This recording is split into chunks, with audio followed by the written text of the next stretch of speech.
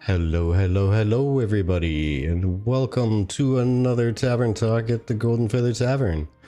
We are protected keepers of this fine establishment, and as always, we welcome everyone, all travelers of all walks of life. Come, share your thoughts, the inner workings of air over a nice tankard of ale, mead, hot chocolate, or other delicious beverage of choice. I don't even know what to call this, but it is delicious. So raise a glass and pull up a chair as we delve into tonight's discussions. Today is the 16th of September 2025, and we're on episode, I don't even know, but like 5 days on the growing a beard requirement challenge. A couple more months to go.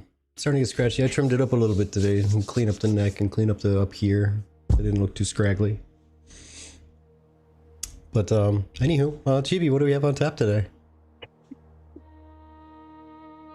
Well. Are you too intimidated to follow all that up? I'm sorry. The beard is magnificent already. I know. I was just enjoying your ramblings as we get into the beginning of the podcast here. Beyond the ramblings, I wanted to start this episode off on a little bit of a somber note. Ruchi SH released a video today stating that he is stepping away from doing Ashes of Creation content for the time being. I don't know if this is something that, he'll come back to later, but it's just something that, sits with Vertec and I, because that kind of leaves 2 or 3 of us at this point. Theory Forge, who supersedes us, and then there's us, and then Ruchi came shortly after us, and then there's also Yokai's BCG's previously podcast that then got handed down to Yokai. But it's one of those things, like Vertec and I kind of realized we've been here for a while and we try to remain relatively positive, neutral, I would say. Not that, like, we don't want to have opinions. We've definitely voiced our criticisms where we felt they were due. But it's a little bit interesting to look back, because when we first started our podcast, it was intended to just be a hobby, and there are all these other content creators that were big, that were above us and were showing us the way. And now we're looking back at where we first started, and we realize that we've kind of become those people for other people, which I'm grateful for. That's what we wanted. But also there's like nobody left. And I'm not meaning to laugh about this. It's just more of a kind of a somber thought. It's kind of sobering to realize that, content creation is not easy, specifically over a game like Ashes, which is in consistent development, I should say. Constant flux. Always in flux. I was trying to tell Vladis today, you guys have requested us to do a video on like an intro into Ashes, and I've sat down and scripted this thing like 4 times, and every time I finish the script, something in my script changes. I have to go back to the start and go through it again.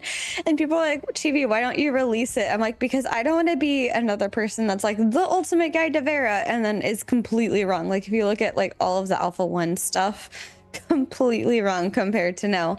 And maybe what I might do is the Tavern Keeper's Guide to Alpha 2 Phase 3. Sorry, I keep saying Alpha 3.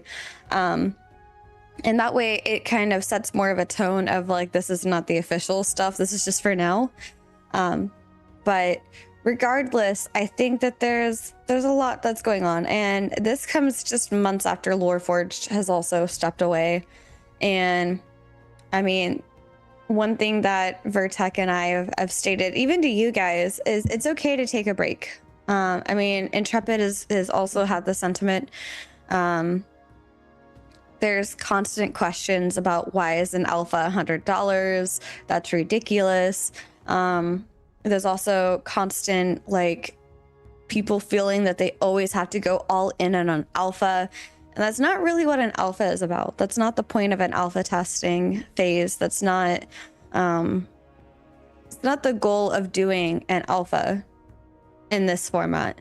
The goal is for us to test it. The goal is for us to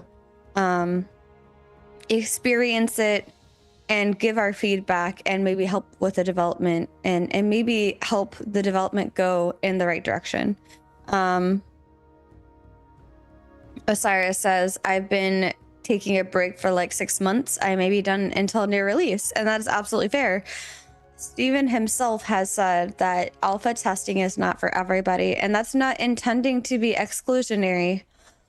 That is just a reality. I think that 1 year in, people are starting to the best way to experience the alpha is to send me all your mats. Except anything cooking related. I'll hold on to those for you. Yeah, make sure they go to good use. Vertex trying to do the cooking stuff. But honestly, I really want, like, I want to hammer home that yes, Alpha 2 Phase 3 does not feel completed because it's not completed. It feels like a lot of these systems aren't fleshed out because they are not fleshed out, and they're not intended to be fleshed out at this stage. If this was a DLC, I would absolutely understand the feedback of these items aren't fleshed out that you showed us. And one could argue devil's advocate that Steven's saying the things that they showed on stream is more of a here's the direction we're taking, what do you think, before we actually take that direction. Some might say that that's a cop-out, but that's not akin to how we do things in the web development world. Also, I apologize if I sound a little bit weird. I kind of bit my tongue and it's making me talk a little funny, so I'm trying to not trying not to hurt it too much with my talking. But yes, like Mikey said, I had zero fun in the alpha. I still want to support and hope it improves. Absolutely. Same for a lot of us. Vertec and I are still intending on being here and doing the testing. We're not going anywhere, but it's something that I really want to set the expectation for. And that is that it's going to be like this for a while. People think that November might change things. Honestly, I think Intrepid should embrace wiping more often. There's some other things that we will get into later about like how the community is feeling right now and things like that. But yeah. I wanted to bring that up. And then I also wanted to say, like, Vertec and I have worked really, really hard for the platform that we have. And for those of you that have been here for a while, you know this already about us. This goes without saying. But for those that are passing by our YouTube, especially with our newest interview with Steven, Vertec and I pushed really, really hard to have diverse opinions on this podcast, including our comments. So if you ever see anybody stating that we deleted their comment or something, that is absolutely something Vertec and I would never do. It would probably be because it was something really terrible, to be honest. If there is one, yeah. It would have to be something legitimately like hate-filled and like super aggressive, like attack. Like if it's a differing opinion, we absolutely welcome those. We want those. I mean, for crying out loud, neither one of us are gung-ho PvP, but we held a PvP summit and actually like moderated it to make sure that people played nice. If we didn't like differing opinions, we certainly wouldn't have had that group on. And by that group, I mean some of those folks are absolutely hardcore in the opposite direction of the way we're trying to. We're hoping things go for PvE players. So yeah, and there's a few things that they said that I absolutely disagree with, but you don't see us booting them off of the summit or the podcast or the platform just because I disagree with their thoughts. that is a space for them to bring their thoughts in. And we did get some opinions from other people that it wasn't enough of a PvE player's perspective, but that was not the intent of the summit. I mean, by all means, we welcome comments in our description, or sorry, in our comment section under the description, at least on YouTube or here in chat, to talk about those things. Like Vertec and I are naturally more PvE leaning, so we're gonna be probably more on board with that stuff. But yeah, Vertec, did you? Oh, go ahead. But yeah, I mean, every time one of our friends leaves the Ashes community, be it a content creator or not, we always get a little bit sad. But we also always know that sometimes it's healthy to just step away. I mean, we were basically absent almost all of phase 2.5, right? Because we tested it out a little bit and we figured, this phase, you know, if we're gonna take a break, which felt like it was coming up on when we should take, this will be the time to do it. So that's when we took our break for basically that entire phase. So yeah, it can be done. And you know what? We will still be able to create content and talk to people about stuff and have a good time anyway. So yeah, it's all about balance, moderation, and taking care of yourself. And if the game itself is not in a state that you think you can support, that's even more reason to take a break and maybe come back if it might alter up just enough for you to actually be interested again. Because hopefully, Richie, if you're watching this, hopefully we'll see your face again. We're gonna miss you. Yeah, I actually commented on his video saying that, you know, we looked forward to seeing him back in the future, hopefully. But you know, we hope it's a see you later and not a goodbye, obviously. And some of the Reddit posts that I was reading were, you know, saying it's insane that people put so much time and effort into an alpha for content creation. It goes beyond that for us. I think those of us that started in 2017, man, Vertec and I remember a time when people would get into the Discord and theorycraft excitedly about all things Ashes consistently. If you were awake and there was somebody in the Discord, you were in there talking about how Ashes might be in the future back in 2017. Yeah, and I think, honestly, I think the change to that is also what's impacting some people kind of dipping out is just, I really don't think that most people are really totally used to the idea of actually testing and being involved with like the open development of an alpha. Like alpha stuff is no joke. Like it's all like, it's absolutely framework that you tear down and you build something else up. Like even with the complaint right now with gear drops and such, right? Like there's no gear drops and crafting takes a lot of mats. Like they're absolutely doing limit testing. My view on it is that they're doing limit testing to go the complete hard direction of what if it was a true like crafter's economy. Like it's all about crafting. Like gatherers are going to make a bunch of money because they have to supply so many things to crafters and processors, and a lot of money goes into processing and a lot of money goes into crafting, and then you craft these things, and that's basically the only way to get gear. Because we've had some economies already where it was mainly drop driven. There's barely anything for crafters to do because most things would drop. Yeah. And everyone was pretty happy with getting blues all the time, and blues were fine. Blues will get you around everywhere. So you'd have the most powerful items, but only in like a green or a blue. So you just had to decide if you wanted to spend the extra money to get a Lego, and most people didn't care for it. So now it's swinging the opposite direction. And it's oh, your subs aren't working tonight? I'm sorry, Wizzy. Yeah, sorry, I didn't want to interrupt you. But you know, so it's all in testing. Like there's so many things that need to be like evaluated for sentiment as well as functionality. Like just making sure, like if we did go this hard on something to this direction, would it function? Like would it even function? Would it move? Would anything happen? Yeah. And you know, and that's the point of the alpha. I mean, again, going back to something I just said, which is if it feels like it's not fleshed out, it probably isn't, for good reason. They're still figuring it out. And I understand people's frustration of, it's been 8 years. How do you not have this figured out? It's not just that simple. It's not like they've been in UE5 for 8 years. It's not like they've had the team that they have for 8 years.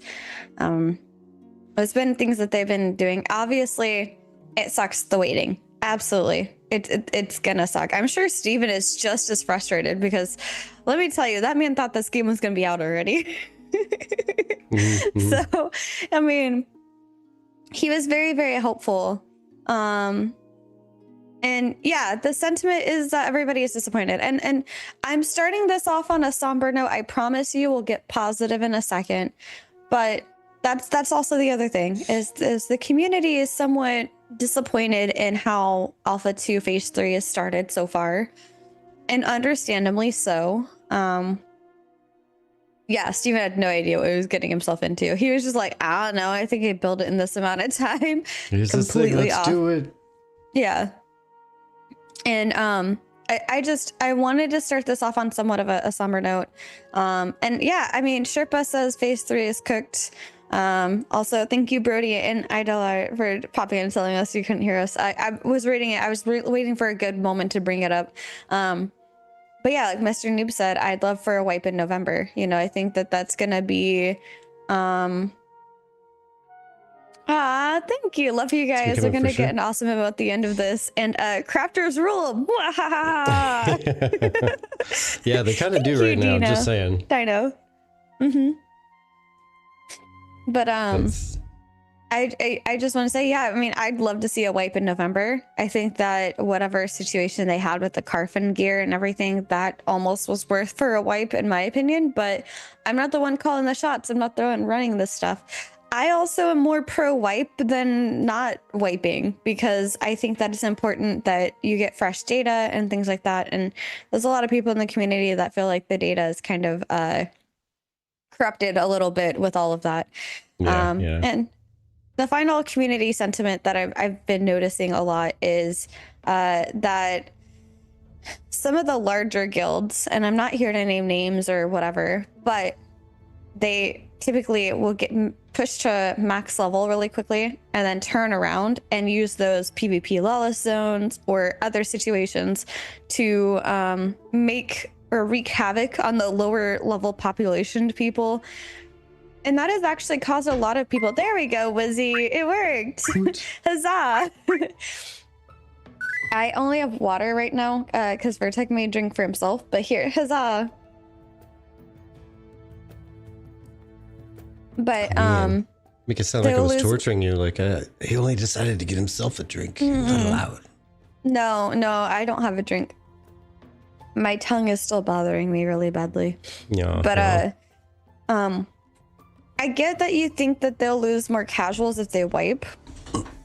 It's just it's not about keeping casuals, in my opinion, right now. It's about ensuring that Intrepid gets the data that they need.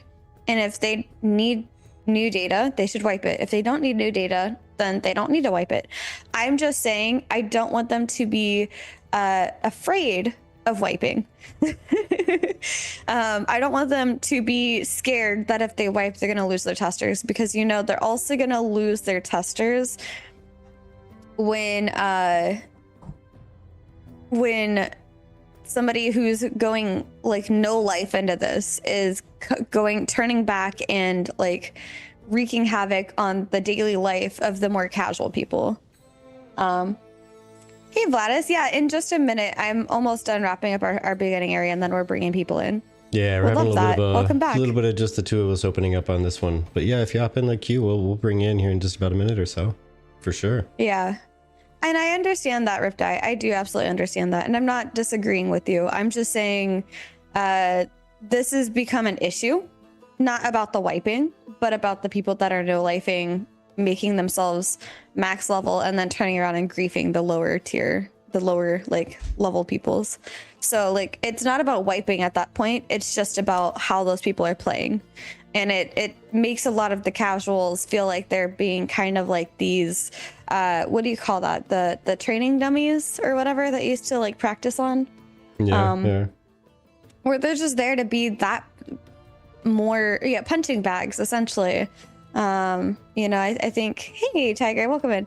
I think that it makes a lot of the more casual community feel like they're being punching bags for these bigger Zerg guilds who have nothing better to do because they push to max content really quickly.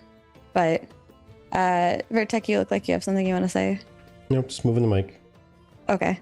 But yeah, so that's kind of a general consensus. It's just, phase 3 just doesn't feel very good. Some of the larger guilds are being kind of a bully because they can on the more casuals because they have nothing to do since they already leveled.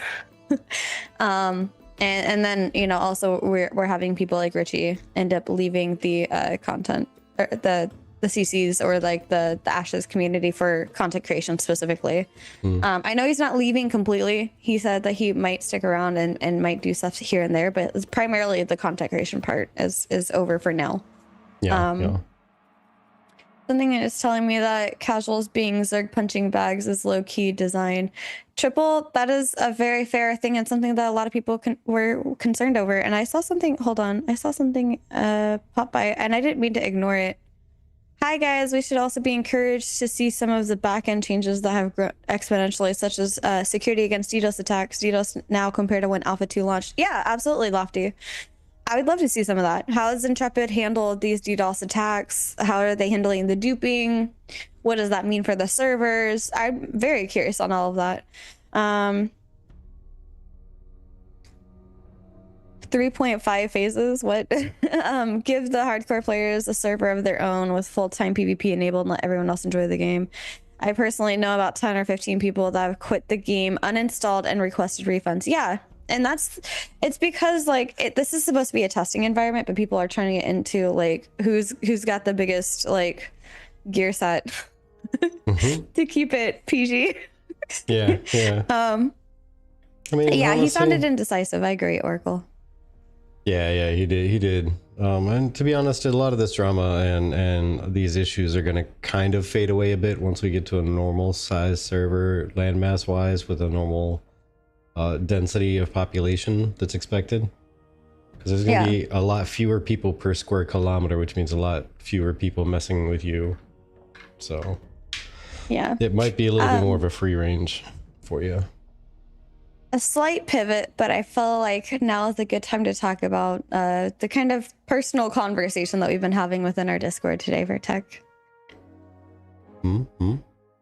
Yeah. Okay. So for those of you that follow our content, we recently came back from PAX West, and I actually have a poll up over on our YouTube and in our Discord. Here's a link to our posts so you can find them. And then here's our Discord. I had a fun interaction with Polar, and the Dwarfing crate is all about how you push them. True. I know that Steven gave Polar back 1,000 gold after they were denied content for the siege on one set. It all feels very favorited while leaning towards one guild, one set of people. I can see that. So this kind of started, I want to say technically last PAX, because that's where I met Tales of Fablecraft. And I kept in contact with the people within their team. This is a whole other indie project that I've been following because I love TTRPGs. This is a TTRPG indie, like, what do you call it? Virtual tabletop, I guess. And bears. I'm pretty sure it's Kaiser who runs Polar. But anyway, Timogsy. To move forward, we have this year gone back, and I was invited to come and work at one of the booths at PAX West, and I offered my assistance there in return for a free PAX ticket. And through that, we were invited to this really, really cool like mixer for indie games content. And Vertec and I had been asked a long time ago if we were going to possibly branch out. And to this, I want to say, it's not that we put all of our eggs in one basket, but that when we started this podcast, we had a small number of eggs and a rather large basket. And as we've gone on through the years, we've learned that there's a lot more eggs to be had. So we might need some more baskets. And what I mean by that is Vertek and I are looking at branching out. We've been thinking about branching out for a while, but we don't want to just branch out. We want to do it meaningfully. Vertek and I were not really content creators before Ashes of Creation. So if anything, Ashes of Creation inspired us to become content creators, and the CCs within that space inspired us to become content creators. And so having grown and learned over the last 5 or 6 years, well, actually, I think it's been longer than that, 6 or 7 years, going on 8. Oh my gosh. Over this last amount of time, 7. Sorry, I don't think anyone would think you would do anything less than meaningfully. I appreciate that, but I was just meaning, like, there's some people that jump on trends and things like that, like, oh, there's this new shooter game, let's jump on this, you know. That's not really Vertek in my style, and I want it to be something that you guys would align with a little bit as well. So oh wait, hold on, Riptide, what do you say? I'm a fan of ASA's shirt, but fan of you first. Aw, thank you, Riptide, that's really kind of you. But yes, so we're looking at branching out. We're trying to figure out how do we do this. A lot of you are saying to keep it on one channel. There's some suggestions that we might need a separate channel for new content because this one's already so saturated within Ashes that it might ruin the other YouTube channel. But I would love to just keep the same Twitch channel and then have the additional YouTube channels should we go that direction. Yeah. That's just something that we're looking into, but yeah, Vertek, go ahead. Yeah, we're definitely not the bandwagon hoppers for sure. But yeah, so like Ash's content isn't going anywhere. We're not going anywhere. We're just, you know, bringing more things into the tavern is all. Because we went to PAX and we had an absolute blast with hanging out with the indie game crowd. And went to a whole indie like event that was down the street from PAX during one of the nights. It was like 5 hours we were there, but it was a blast. We ran around and checked out, must have been like 70 or 80 different games. Yeah. And some of them were super nifty. So we were like, you know, it'd be really fun to just cover this scene. Yeah. So we kind of thought about it. And so for those of you curious on how we're going to branch out, first off, this has nothing to do with the Ashes community or anything like that. I think if anything, it's just interesting timing that this is all aligning at this point. Because technically, like I said, it started a year ago when I first met Tales of Fablecraft people. But if anything, we're looking at branching out into other indie games and perhaps maybe doing interviews with other indie game developers. You guys seem to really like our interview format, I'll call it, and we love it. That's something that we started with. That's what we fine-tuned the most. And it'd be kind of fun to bring that format into other games in the future. But either way, would love to hear your thoughts. Witcher 3. Oh yes, I want to do Witcher 3. Can we just do Witcher 3? Ready, set, go. Ready, set, go. Yes, I'll do Witcher 3. I don't know when that game even comes out.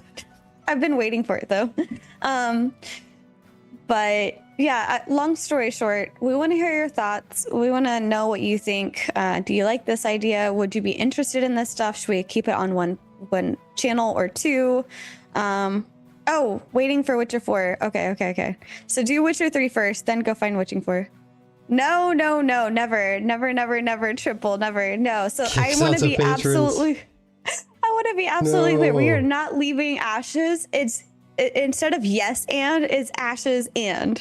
You know, we're going to keep all of our typical Ashes content. We love covering Ashes. We love being here with you in the community. This is not replacing Ashes at all. By branching out, I literally mean we're adding extra branches. Yeah. So speaking of adding extra branches and stuff, should we bring in the other two Red Bamio? I think we should. I think that we are in a good spot to just go ahead and chit chat about the community. Hoo-ha. All right, bring them in. All right. Hello, friends. Well, hello there, guys. Oh. Hello. I need to do this thing where I change this to that. Wizzy says we'll chain ourselves to the bar. Hello. Do it. Permanent patron. Hello. Permanent patron. I'm okay with it. Yes, we have a Vladis and we have an Oracle. Yep. I really hope Intrepid gets their things together, honestly. And that's fair, Magisto.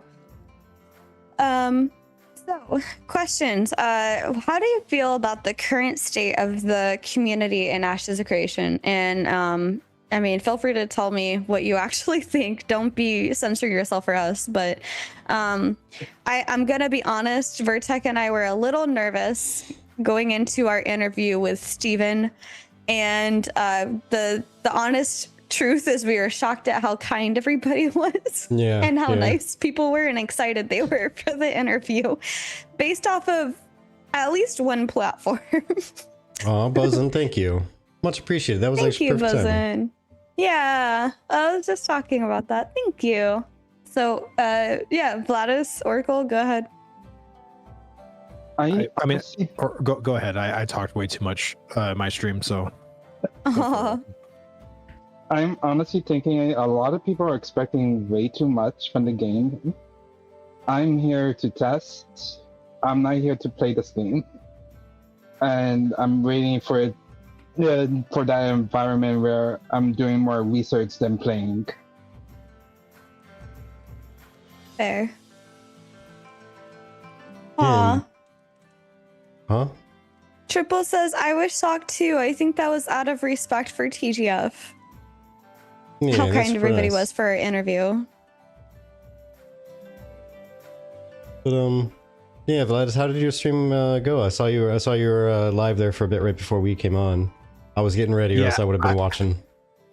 No, my internet just shit itself. So Oh no. Oh no. Everything shut off, and I thought it was so funny because I was talking about Ashes being like, oh, like because I experienced the Unreal Engine crash, and I thought, oh, look, Ashes is crashing right now. Well, it wasn't Ashes; it was my whole internet. Oh no. So I was like, instead of going back on stream, I was like, you know what? I saw y'all guys were live. I was like, oh, it's Tavern Tuesday. I was like, let's just go hang out over there. I was gonna chill out anyway, but I basically just talked about this. I think the sentiment growing in the community, I think some of it is valid, but I think a lot of it is just very emotionally charged, and there's a lot of the toxic mentality of like, I'm willing to accept the fact that there are certain things that, placing Steven under the fire for like the favoritism, or even certain players that have been not only documented but caught on camera, caught in pictures, and yet those people are still playing. You know what I'm trying to say? Like, in the analogy I gave is like, if you were going to play a game like on a field and you found out that the referee was looking the other way when there's clear fouls going on, you kind of don't want to play that game. It's like, do you feel like it's stacked against you in that sense, right? And I think that's a very valid feeling of the community. I think how certain players are going about it is the wrong way, because being a dick about it or being vitriolic and emotionally charged isn't going to get you what you want. Right. But I still think, putting, Steven's feet to the fire a little bit is a valid thing. I want those people held accountable. Just like if someone were to foul you, in a football game, I'd want the ref to call a foul.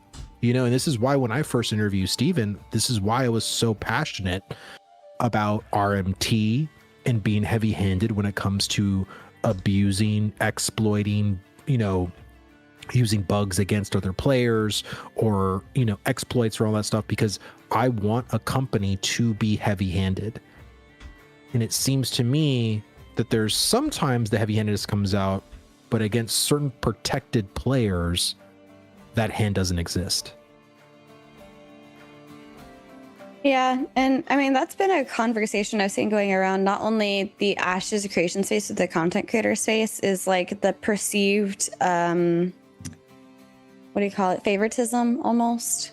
And I wonder if it is truly perceived, or if there is something there, although I don't want to suggest that there is actually something there.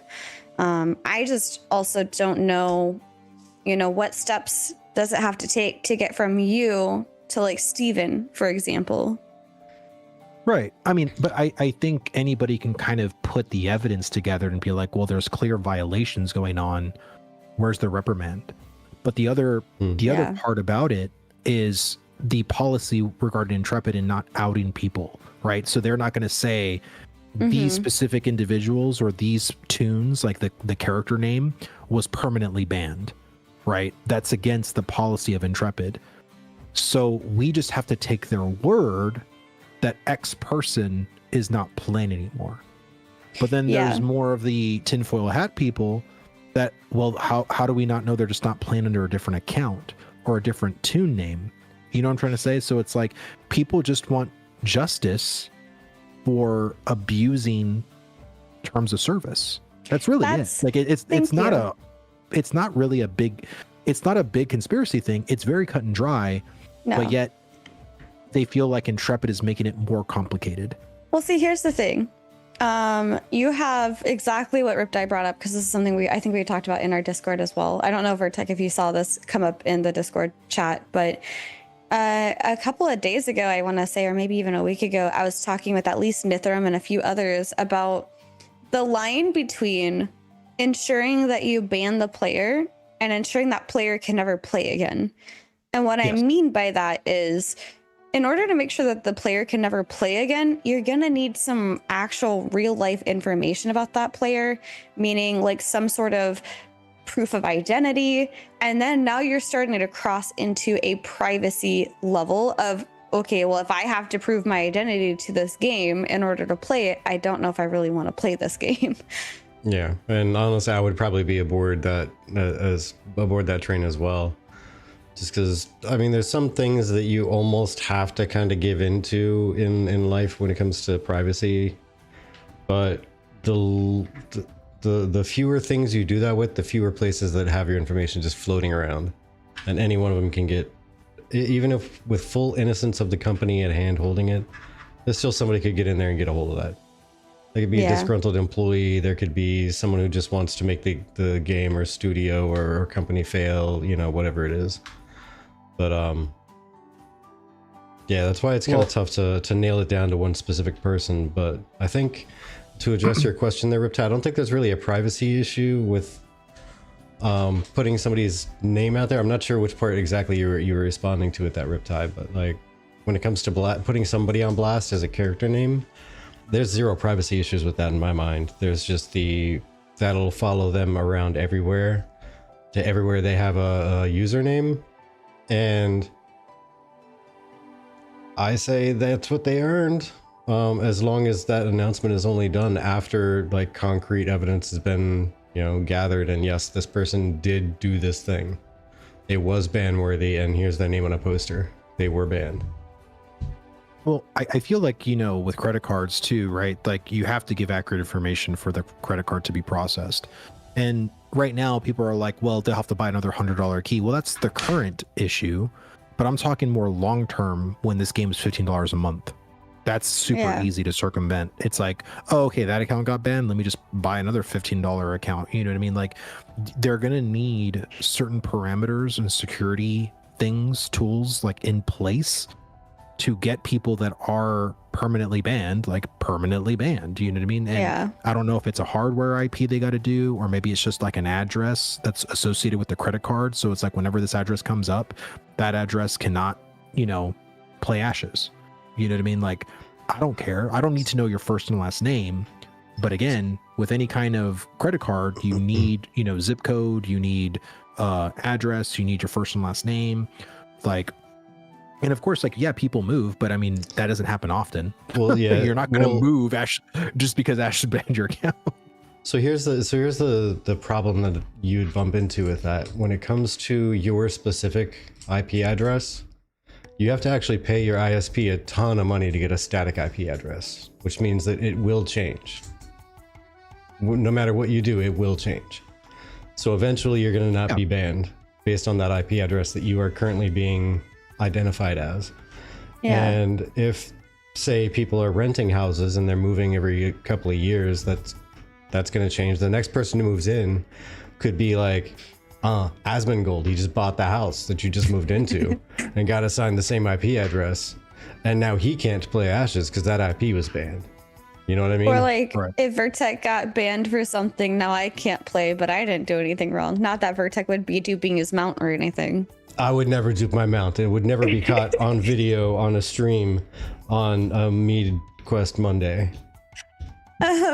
Real quick, so Tybo was talking about something called zero knowledge proof, and I was asking what that was. So Tybo says a zero knowledge proof, or ZKP, is a cryptographic protocol where one party proves to another that a statement is true without revealing any information beyond the truth of the statement itself.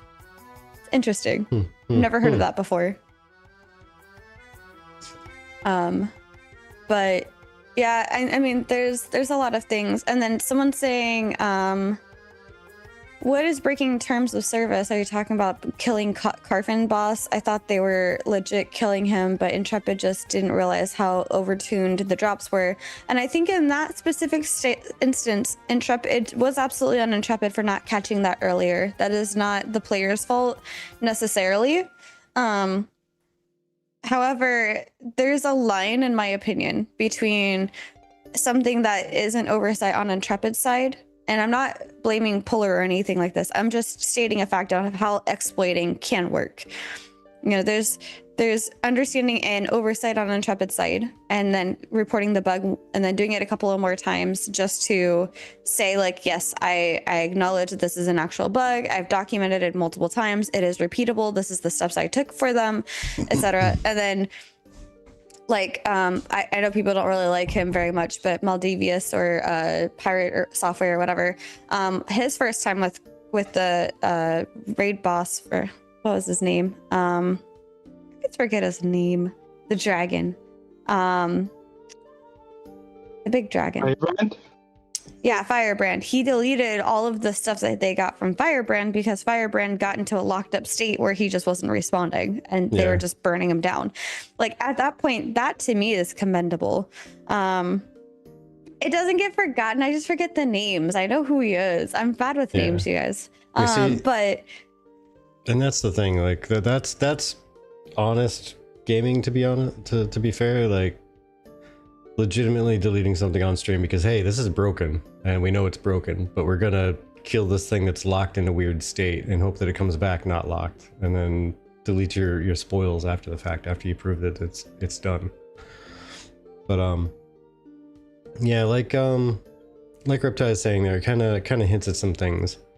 The tricky part about security is you can only get so secure. There's no such thing as 100% secure. It just does not exist. So you got to get as good as you can while being as fair as you can to everybody else, because the bad guy is always going to at least try to find a way, but they only need to find that one weakness, whereas somebody trying to keep something safe and secure has to secure all the doors and windows, but they don't know the bad guy's going to come in through the floor, you know? Yeah, exactly. And I imagine, and this is exactly why companies will hire, quote unquote, the bad guy to work for them, so that they can help find all the exploits to make it better. I mean, Vertec, you talked about that, and we've seen it in movies before. Like, it's hard to blame players. Wait, go ahead, sorry. Sorry, I just about choked up there with triple killer. Oh yeah, it's Kool-Aid, man. Barry White says it's hard to blame players from killing a boss that drops the best loot in the game if Intrepid doesn't. Yeah, and we're not necessarily just talking about that. Like, I just want to make sure that that is very obvious. We're not just talking about that. Like, that is an instance. That is not all we are talking about. There have been multiple other instances, like duping, for example. That's not an intended thing. That's not where you kill a boss and you get a really cool item from it. That's where you realize that there's an issue with a server worker or something. I don't entirely know how duping works because I don't really care to learn how to do it. But you are able to then duplicate the item multiple times and then sell that item for other people to use. That is more of the type of exploiting I'm referring to. See, then, you know what? Here is a semi-moral quandary as well, though. Okay. Like, And I already, I think I kind of know the direction most people will go on this, but let's say that somebody finds what they think might be an exploit, and they either can't dependably reproduce it, or they only think they kind of know what it is, but they don't have the stuff needed to try to reproduce it. And so they spread the news out to their guild, like let's say in Discord, and say, hey guys, help me try to see if we can reproduce this and report it. And the entire guild reproduces it, exploits it, and gets a free item out of it. If they all report it so that Intrepid knows about it and they don't exploit it any further, but now an entire guild has benefited from it, would you call that a net gain or a net loss? And should there be punishments in order? I think that's just what people want, though. People want to feel like the game they're playing isn't like every other MMO company where it's a very lax, very do whatever. It's like a Wild West, right? Like you play this game that a lot of it is very grindy, very hard, but then there's other people that the rules don't apply to. Most of the time when that occurs, the only people that thrive or survive in a game like that are the people doing those things, which means everyone else dips. And I just don't want Ashes of Creation to fall in on that trap. So I don't know what the proper protocol or what proper security or things that need to happen. But all I'm saying is this: if they don't happen, I know the ramifications of them not happening. You know what I'm saying? I think we all do. And I don't think any of us here that invested years of our lives preaching and talking the good gospel of Ashes want Ashes just to be irrelevant because it's the toxic PvP game where basically you RMT or exploit to get ahead. And, you know, well, they'll do something about it. Just like how Blizzard, like when I hate Blizzard because they always say they oh, I got banned. No, you got a temporary ban. Like you didn't get banned. Like you're gonna come back in a week, a month, whatever. Like I hate them. People always say like these high profile people like, oh, I got banned. Blizzard banned me. It's like you got suspended, dude. Like you didn't get banned. You got sat in a corner. You didn't get sent home. And that's the problem. That's literally the problem. And once it's on a grand stage for people to see, well, then RMT's on the table, exploiting's on the table. The whole term of exploit early, exploit often is more echoed and more emboldened in the community because hey, like Intrepid's got to make money just like Blizzard's got to make money. And I think it's that's the thing that I want Blizzard, or I want Intrepid to understand, is you have to be heavy-handed. I don't know in what ways they can be without like privacy issues or, you know, IP issues or whatever, but you can't be as lax as these other games because those other games die because of that. Yeah, I mean, I'll be honest. I have a little bit more of a guilty conscience than a lot of people have. Like, if I were to stumble across something that's a legitimate exploit and I realize it in the moment or after the fact, I'm like, oh well, actually, that's probably not how that should have gone. And I test it again and I get the same result and I report it up. I'm gonna delete the second item or the second gain I get. I might keep the first, just because, hey, that was totally what would have happened if I didn't realize it was an exploit or exploitable. I just would have gotten the thing for doing the whatever. But the one that I got after testing it and reproducing the thing, yeah, that's gonna get deleted. I don't even care if Intrepid's okay with it. I would just still delete it. So Riptide was saying, you know, that the RMT ads have stopped from what I can see. So someone sent me a screenshot of G2G, and if you go to Ashes of Creation and you go to like buying gold, it literally says there underneath, over 1,000 players have reported no ban or like no ramifications to their account. Jeez. So that's bananas. So again, you know, people are doing it.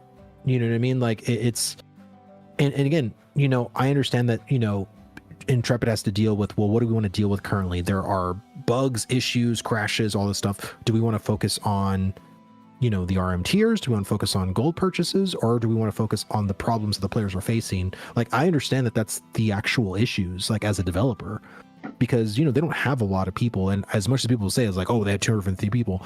250 people in a game like Ashes is fucking nothing. I'm sorry, it really isn't. You need a lot of developers working on a game of this size. If this was like a mediocre basic MMO, of course that's plenty of people. This is not a basic MMO by any means. Yeah, not basic at all. So, and honestly, yeah, two things to touch on real quick. Yeah, Wiki Ashes, probably not truthful, to be honest. There's always inflating numbers in any kind of advertising out there.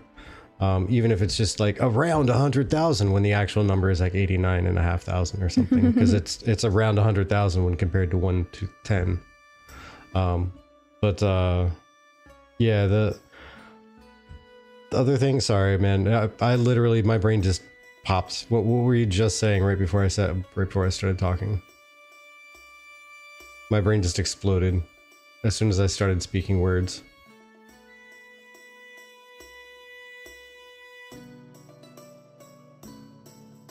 Okay, Vladis doesn't remember either. So yeah, never mind.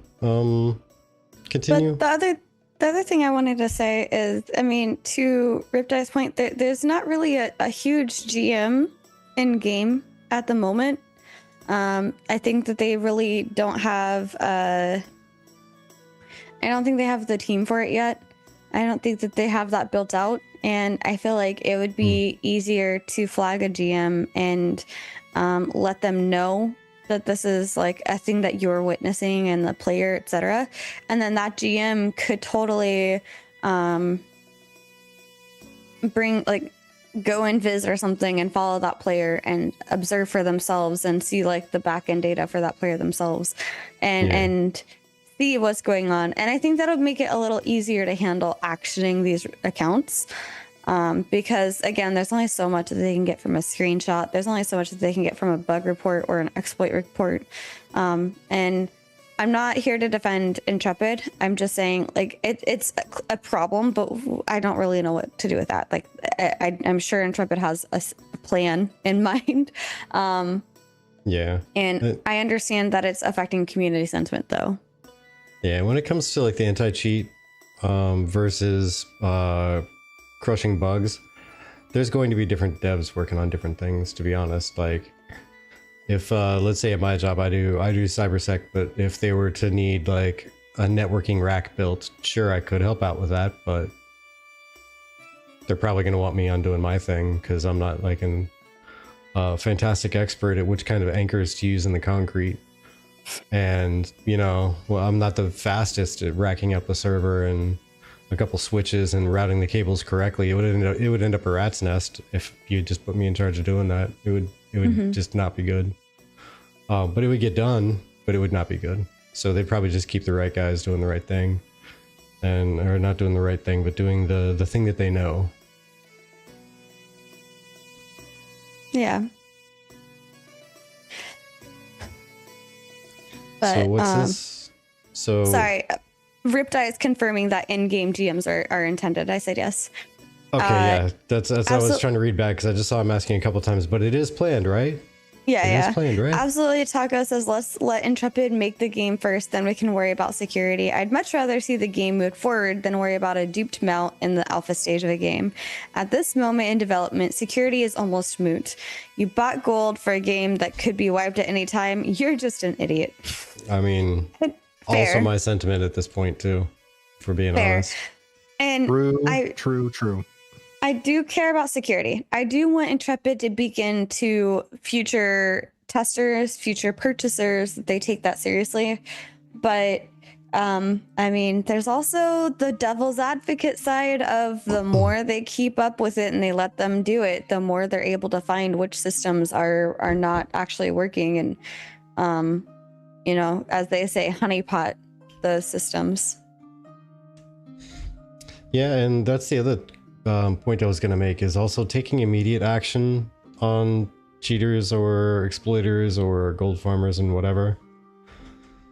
There's kind of a strategy of holding off and not just punishing immediately, because you can gather more, what's the word I'm looking for, confidence and carelessness when it comes to cheaters if you just let them go for a while.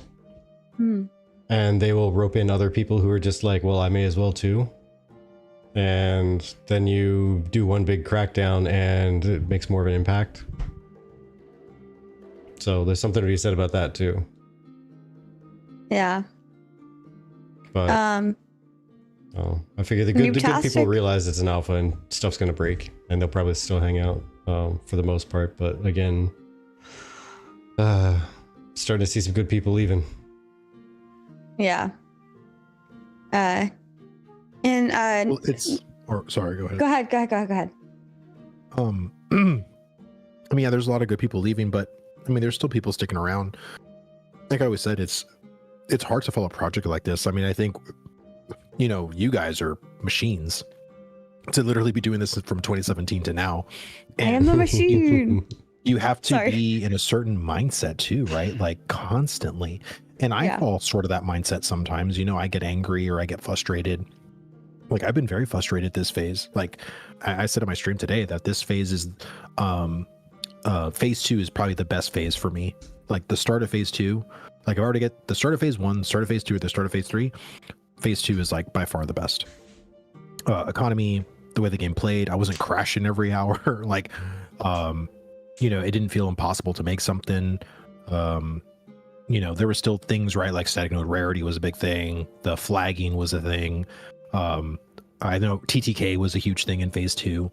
But I would rather put up with that shit than deal with being broke 24/7 because I'm a processor and everything is beyond expensive. You know, it's 12 gold or 20 gold to make a freaking apprentice bag. Yep. Yeah. It's ridiculous. Time consuming, like fills up your bags ridiculous. Trying to make one item. Absolutely. Yep. So, I mean, I don't know. But you understand like the frustration, right? I just think it's being exacerbated by the toxic, you know, the toxic community in the Ashes crowd too, right? So it's like there's legit concern that's mixed in with toxic vitriol, and that's really making it worse. Yeah, I mean, there's honestly, like, it sucks to experience the economy in the way that it is right now, and I know that they're currently trying to work on it and they're trying to get it to a different state. But I feel like when you have like the hey, this kind of sucks mixed with the people that are going absolutely ham on the negativity, it's easy for that to become more of a quote unquote toxic environment. And then I've noticed that, I mean, even sometimes within other like content creator communities or things like that for other games, one person being negative, another person will pile onto that, and it becomes like this feeding frenzy of negativity. There's a reason why they say, you know, negativity likes to steal the joy, you know, like as somebody who's upset, they just want more people to bring into their upsetness and then spread that misery loves company type of thing. And it's just one of those things where I don't know what to do with it. And honestly, Vertec and I end up staying out of the Discord during those times because we don't really know how to handle those, you know? So we just, we try to keep it on the positive side here. Yeah. And like I said, there could absolutely be a point of limit testing involved in this, because we have experienced the economy booming with drops, and now it's booming with crafters being the overlords. If nothing else, it's getting them a lot of data on exactly how well it works. I mean, obviously there's pushback from the community, so there's that. They're getting that data. But just looking at how quickly people can gear up if it were 100% in one direction or 100% in another is probably pretty valuable. Whether they intended for it to be like that or if it was an accident, who knows? But either way, the data is going to be valuable. Yeah. I think people too confuse a negative sentiment that you hate the game. Like, I love Ashes. I hate crafting currently. I especially hate processing. Doesn't mean that I'm now a doomer on Ashes. It's just there's some valid feedback, but again, it just goes, it's mixing in with a lot of the other stuff. And I try, honestly, like, I know you guys try to stay away from it. I really try to, like, not go in it, but I try to be a bystander to what's going on because I want to understand what are the real concerns, what are the things that people are legit concerned about. Oh yeah, what's just I the definitely read it. Yeah, like the toxic spew of it. And because for me, it's like I feel like I actually feel like I know this community pretty well. I'm not saying that I know it like the back of my hand, but you know, I've been in it for what is it, 5 years now. I mean, I've seen the ups and downs. I've seen the hope, and I've seen the cope. Man, can you think about that? Can you think about that for a second? Like, how many people out there do you know that have been playing the same game for 5 years straight, let alone testing the game in an alpha state for 5 years straight? Yeah. Like, if anything, that's an accomplishment. We should get medals for that. Yeah. I've been saying we should get titles. Get achievements on our Twitch for that one. Thank you, Reply. I appreciate that, man. Another thing I wanted to say is that, you know, one thing I've noticed is the community in general. The Star Citizen community. I'm sorry, I couldn't avoid laughing at that one. I saw it. But one thing I've noticed for sure is like the biggest sentiments are the drops feel bad because there's like little to no drops and everything is coming from crafted users, which is Intrepid's intent, but maybe not like to that degree. And then the second one is it's way too dang expensive to do like the artisan stuff, which I agree with because I've been doing the artisan stuff. Like Vertic and I've been both like going heavy with our guild into artisan stuff, so we're more than aware. But I think that added in with some other issues that we brought up earlier. I think it all just blends together and adds its own unique moment of this kind of sucks right now. And I'm gonna say it does kind of suck right now, but I'm still having decently fun with it. I'm still experiencing I'm having fun overall with Ashes, but yeah, not the processing and crafting. No, I'm talking about in general with Ashes. In general, I'm decently having fun testing it, and I don't mind how harsh the crafting is. It's something for me to sit there as a developer neutrally, not a game developer, a web developer, but neutrally look at a system that's getting implemented and be like, how does this make me feel? Why do I like this? Why do I not like this? Then create a feedback thing that I would do like in game dev, or not game dev, but like web dev, and try and give as neutral or lacking of emotion into my feedback as possible, therefore not being overly emotive of like, this sucks, so you need to make it better. Yeah, even if that's how I feel. Honestly, I don't, they just need to make hunting progress a little faster through novice. Just throwing that out there. Yeah, because also, if anyone's curious, we as Nexus, we ran quite a few construction crates across a big old map over to one of the desert nodes to try to accelerate its growth. And when in a crossroads state, it has 3 little buildings that you can bring crates to, construction crates. It's one for each of the gathering professions, and you need 4 of each. So there's 20 crates you got to run, and 4 of those damn things are hunting crates where you need 30 carcasses. Oh god, that's been murder. It's been murder as a novice anyway. But in case you were wondering, it will give you 1% when you complete one of those buildings. It gives you 1% progress on the node. Okay, that's a lot of work for a little bit of percentage for the node. I expected like 10% maybe. I was hoping for 3% even, but no, it was 1. It was 1. Those buildings are for crafting tables, I think. Well, okay, so this brings me into a different conversation question. So, I have a theory, and I want to hear your thoughts. Chat, I'm especially always talking to you guys, okay? We love to hear your thoughts. Recently, as of phase 3, they changed it so when you hit a village stage, everybody has the tier 2 apprentice tables. How does this make you feel in like, do you like this change or do you not like this change? I feel like this change is because of the crafting crates that you have to go and deliver, the construction crates.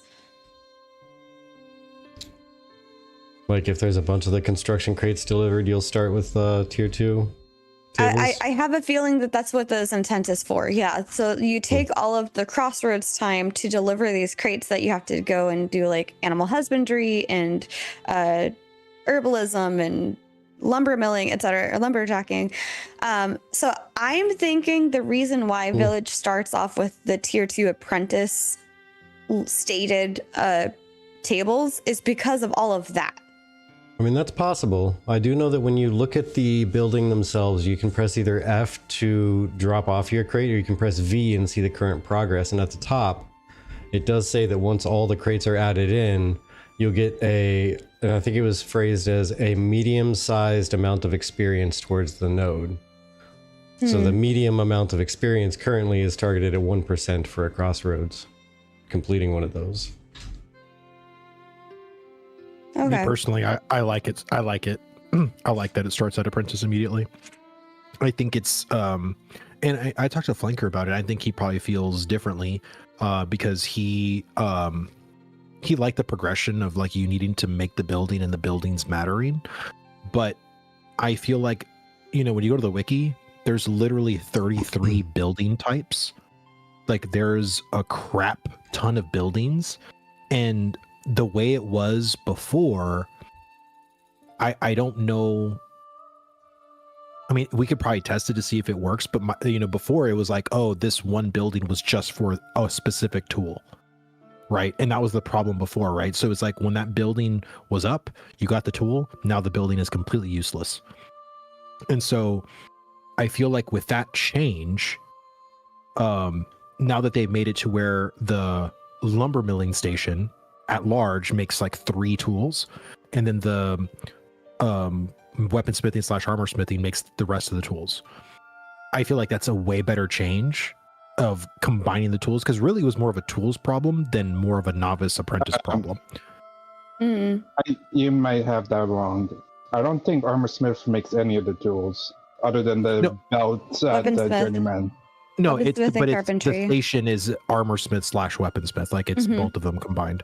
But yes, the weaponsmith is the one that does it, not the armor smith. But it's just the station in general that I was referring to. I think I wouldn't mind seeing how that feels. But I just feel like there's just so many buildings, and for how long it takes for buildings to upgrade.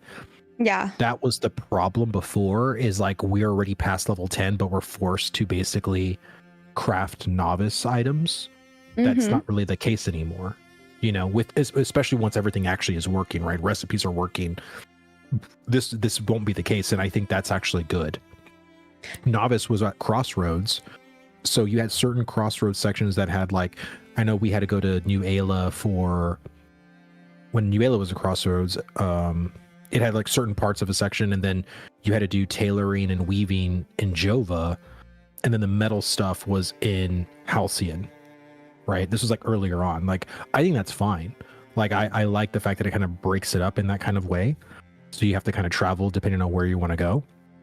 Yeah. But I just think there's so many other building types. Like I said, go to the wiki, look at all the building types that nodes can have. Yeah. It's a lot, man. There's a lot. Yeah. And I could see it being upkeep from there. Like as soon as you hit village, it turns into upkeeping those buildings, in addition to whatever the mayor wants to put down. But I actually tried running for mayor. People were so upset at me for not mentioning this on Steven's interview. Look, man, there was so much going on that day, okay? I was trying to run for mayor for New Ayla, and I ultimately lost it to Polar, but that's okay. Basically, what people were asking me, like, Chibi, what are you going to do as mayor? I was like, I think the first thing I want to do is put down a construction crate building station. So that way you can not have to travel so far to turn in the different crates that are needed for things. And I think that's going to be something that's going to be important. But I have one other question real quick. Young Forever says, how are we feeling about everything? Bad, mixed, or good for Ashes of Creation Phase 3? So let's go round robin. Whoever wants to start, let's go each and give our thoughts in like a sentence. And then Vertec is going to say guests are always first. So Yes, yes, yes. Mine's really quick. It's bad. It's just bad. bad way in a sentence. It's bad system wise, economy wise, feature wise, computer wise. It's just there's so many across the board reasons why this phase is particularly bad. Yeah. Mm-hmm. Okay. Okay. What do you think? Mixed feelings. I'm having a hard time learning everything that has changed with all these updates, especially with the battleship. That's been a large point of confusion for me. Okay. That's fair. Riptide, you said you went in on this one. What's your thoughts? What's your thoughts, friend? I was trying to pull him into the VC. But yeah. On that side note, like our VC is typically open, especially to people that come and hang out in our VC. Like this is Tavern Talk Tuesday. That's the whole point of this is we invite people from the community to come and chit chat with us. And there's a Riptide, so I'm gonna pull him in.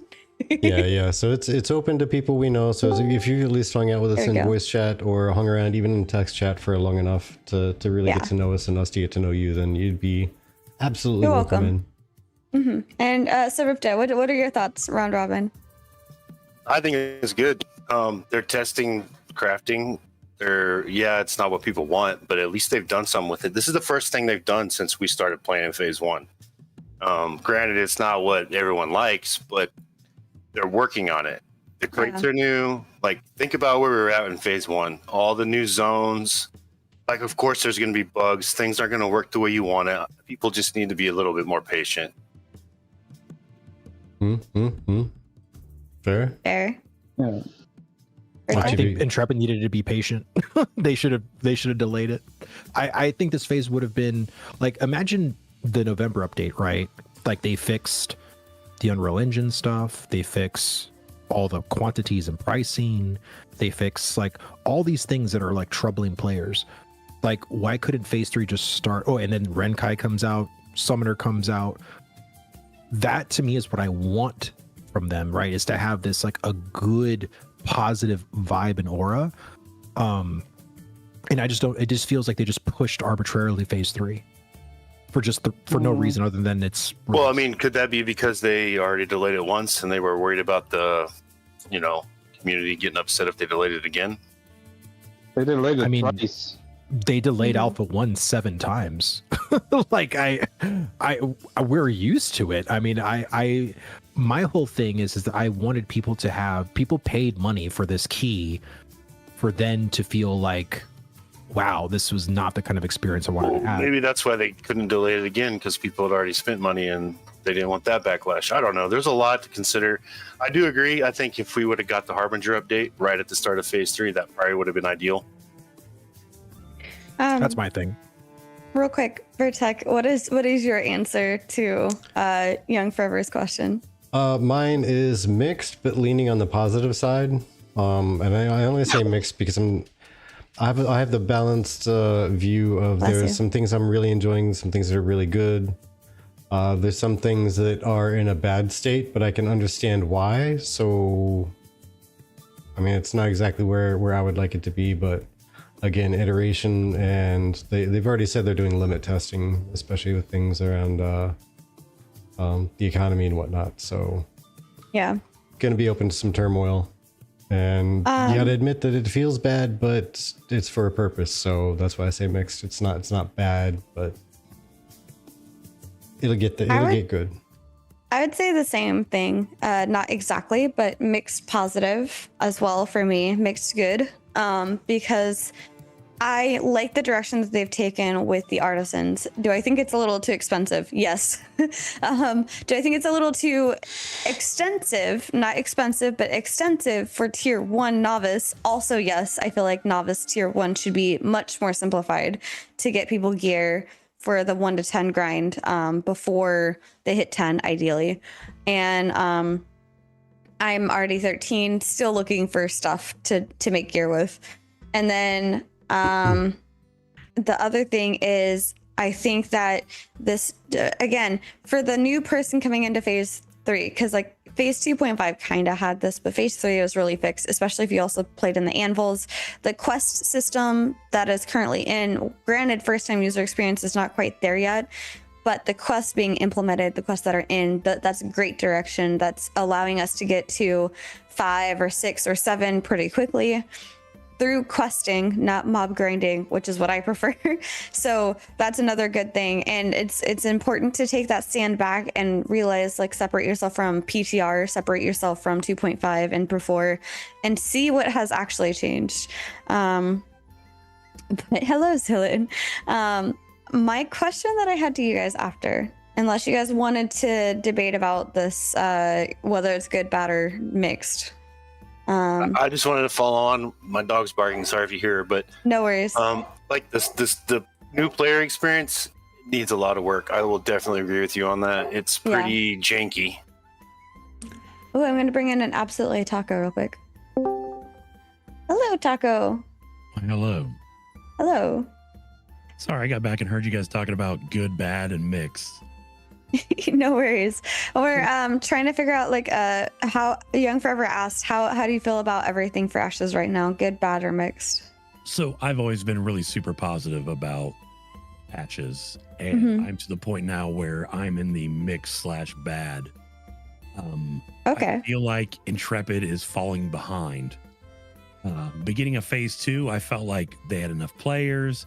They obviously had income, either from selling beta keys or aesthetic packs or whatever they did. And now I feel like that we're running behind on everything. I feel like maybe that they're releasing things too soon because they have to keep the hype going. No one's going to want to buy a beta key from a game that doesn't have every class available or anything else like that. So they have to push these things to not only keep it's a balancing act. They're trying to get the game going, the systems and everything else like that. But they all have to throw this other stuff that, and I don't mean this in a bad way when I say this, stuff that doesn't matter right now. No one, and then obviously I know role players and everything else like that, I don't give a shit about races. Race really has nothing to do with the game on a system level. You go in and you type, whatever. Now you have different ears. Buildings look different. The buildings still all do the same thing though. So all the aesthetic stuff and all the races, they don't matter at the moment. What matters is things like crafting and economy. I mean, all of us here have had discussions about how you're going to need an economist if this game is made right to run a town, to run your continent, to run your world, whatever server you're on. They're all going to be different, and we're all going to have to do that. And I feel like Intrepid is falling behind because they also have to keep more people happy. And I don't mean this in a bad way either, but the wrong people happy. I know you love your cosplay and everything. Does having your race available really right now matter to the game and how it's being built? No. Does it make you happy though when you play the game? Yes and no. Yeah, and a lot of people are going to answer yes to that. I just feel like the funds feel like they're falling behind because no one's talking about buying keys anymore. I feel like they are falling behind. I mean, like Vlad has said, we're on the 7th delay of whatever. And I mean, who knows, this next September or this next step could be delayed. And we were all sitting here about 2 years ago when Alpha Phase 2 started and talking about how this game had 3 years to go. Yeah. And now I feel like this game has half a decade to go. And that makes me, as someone that's invested in the game, my money, my time, feel bad. And it's not technically Intrepid's fault. They've never said once, hey, this is coming out in this year or anything. Right. But it still feels bad. And I feel like we're at that point where we are falling behind as fans of the game, and they are falling behind as a studio at the same time. And I'm not saying that someone's doing something bad or they're not trying. I'm just saying, like, the finish line keeps getting farther away and we're not running fast enough to keep up with it. Falling behind as fans, how exactly, if you don't mind my asking? Falling behind as fans as, I mean, let's all raise our hands right now of how comparatively were we active during phase 2 than we are now in phase 3. Much more active in phase 2 than phase 3. We're back to 2.5 activity at this moment in time. Yeah, and I mean, we're on one server. I mean, we're on one server for our side of the world. And that's how I feel. I mean, you log into the game and you still don't feel like you did during Alpha 2. Remember logging in during Alpha 2 and you had to basically form a queue line to do a quest? Yeah. And now you don't have to do anything. And I don't concentrate in Chibi knows this. I don't do shit with crafting. I like to farm, like nodes. I like to mine and do lumber. I gave 90% of my stuff to her. I just didn't care. It's not what I'm after the game. I'm a PvX player. I want to kill dragons and I want to fight people that want to try to kill my dragon. That's what I like to do in the game. Yeah. There's none. You could say that is right now. There's none of that because of overpopulations on one side or one guild, or how this town is allowed to grow, but this one isn't because it's here and there. And that kind of stuff is Intrepid's fault. They decide where, I'm just going to put this, obviously it's data and information, but it's where the money goes. Mm-hmm. And that's where we all go. We go to the town. You just went to a new town from another one, Nexus did, because there wasn't enough activity at that town. And you guys want to test that activity. You guys want to be at the forefront of what's going on. Absolutely awesome. Exactly why I love you guys. But at the same time, you shouldn't have had to make that move because all that stuff that was available there, if this was phase 2, would have been available where you're at now or where you were at. There have been more people at that level and in that place then. It's not, honestly, some of the problem wasn't even the people. What had happened was we were trying to help one of the nodes get leveled, and because of an underlying issue with the vassalship system getting put into phase 3, it had some negative effects on other nodes settlements trying to level. And what had ended up happening, and I witnessed this in the desert, and I'm sure Dunehold can attest to this in the anvils, is after some of the other settlements ended up doing their vassalizations, it kind of caused issues with other settlements outside of those where you would almost level it up or level it up completely and it would reset. So you'd get wilderness almost to a crossroads. The thing reset like 4 times and they put it at level 1. It should have been level 2 when they did it. So with the population of the server, I'm just trying to, I'm a big devil's advocate person here too. Why open the anvils? Why not keep your systems going where you were, where things were already known? You can work on the anvils at any time, or they can be worked at in the background. You don't need dwarves. No offense to anyone that loves dwarves. I love them too. All right. I'm just saying at the alpha's part of the game, these resources should be put forth into making the game stable and making the game playable with its systems, and then you can worry about all the fun stuff. So I got a response to basically everything that you've been talking about. Are you gonna tell me to off? I like your take. I'll use a few more words than that, but no, JK, I love you, Taco. I think the big part of all of that, like every sentiment that you talked about there, is player interest. So phase 2 hit, and it was absolutely like bananas. People were all about it. Like Alpha 2 hit, and it was hype train city. Everyone was all about it. Phase 1 was like a quick, short little burst. They couldn't get enough. They wanted to come back for phase 2. Phase 2 was even better. A whole bunch of stuff added in. Super excitement. Towards the end of phase 2, it started to die down. People jumped in. They tested what they wanted to test. They saw what they wanted to see, and they dipped out. Phase 2.5, okay, cool. It's basically phase 2, but just extended until infinity, whenever phase 2.5 ends and 3 begins. Phase 3 comes around, and there's another quick spike of interest, but okay, cool. So there was a few things that were improved, and now we have anvils and all this and that, and then they kind of died back out. Interest went back out. Like, cool, I saw the new stuff. That's all I wanted to see was the new stuff. I saw the new stuff. I'm out. Yeah, absolutely. It's player interest, and the player interest is not going to be maintained if they stick with just Jova and Nuela, two nodes until they get all game systems in. So they have to expand. They have to add some new stuff in. They have to add some new things here and there to keep player interest coming back, or else they're never going to come back. There's never going to be that spike up in the interest. It's not going to be a sawtooth. It's going to be just a gentle hill sliding the whole way down. Yep, I confer with you 100%. You need the fun. I'm just going to call it fun stuff. The aesthetic, the new lore, the beautiful lands. There isn't a single land in Vera that isn't beautiful. But you need this new stuff to keep people excited, to keep them testing. And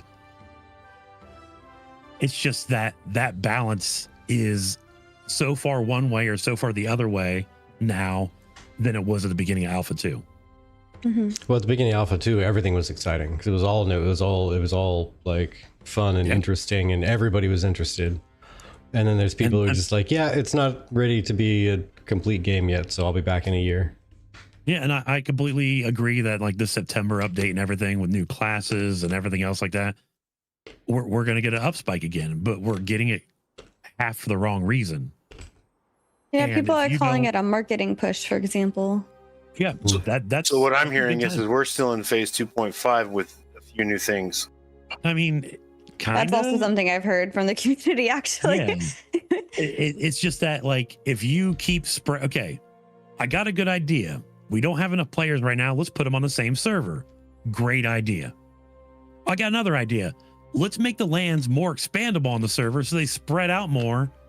And then people lose the communication. And then it's just like when if your guild is offline for a day or two, you start losing interest in the game. Your friends are off for a day or two. You stop losing interest in the game.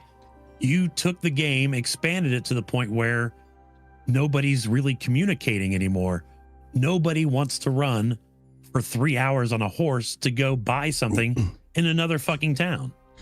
And this is where I said a long time ago, and I'll add it again here, is that I totally understand where they're coming from. They don't want flying mounts because it ruins the effort they put in to build the world, and there's got to be risk of time and all this and that. But man, I just want to know where the town portal is, because if I have to run from one side of the map to the other just to get one thing out of storage that I have only over there, and then run all the way back to do a thing, and then once I get it processed here, I got to run the process pieces over halfway across the map to get it crafted. And that's bananas. Yeah. So I used to play a game that's still live. I probably has like 3 players playing right now called Ultima Online. I loved it to death. You were held responsible for your actions, just like we're going to be here in Ashes. They had town portals. I'm not saying they were everywhere. They're like 8 in the entire world. It's a great idea. And I'm not saying, so you have to find that balance again of the reason Ultima Online died was because you could go basically after the 3rd expansion, you could go anywhere at a push of a button. You could basically cast one spell, hit a rune, and you can go anywhere in the world. You can land on someone's front with materials. With a little bit of materials, very little bit, like a whole maybe 30 silver of them. You could go anywhere in the world, and the game didn't die because the game sucked. The game died because there was no sense of community anymore. No one was at the bank trading stuff. There were no blacksmiths sitting at the blacksmith thing by the bank, because if you wanted to repair your stuff, you can go buy a repair deed.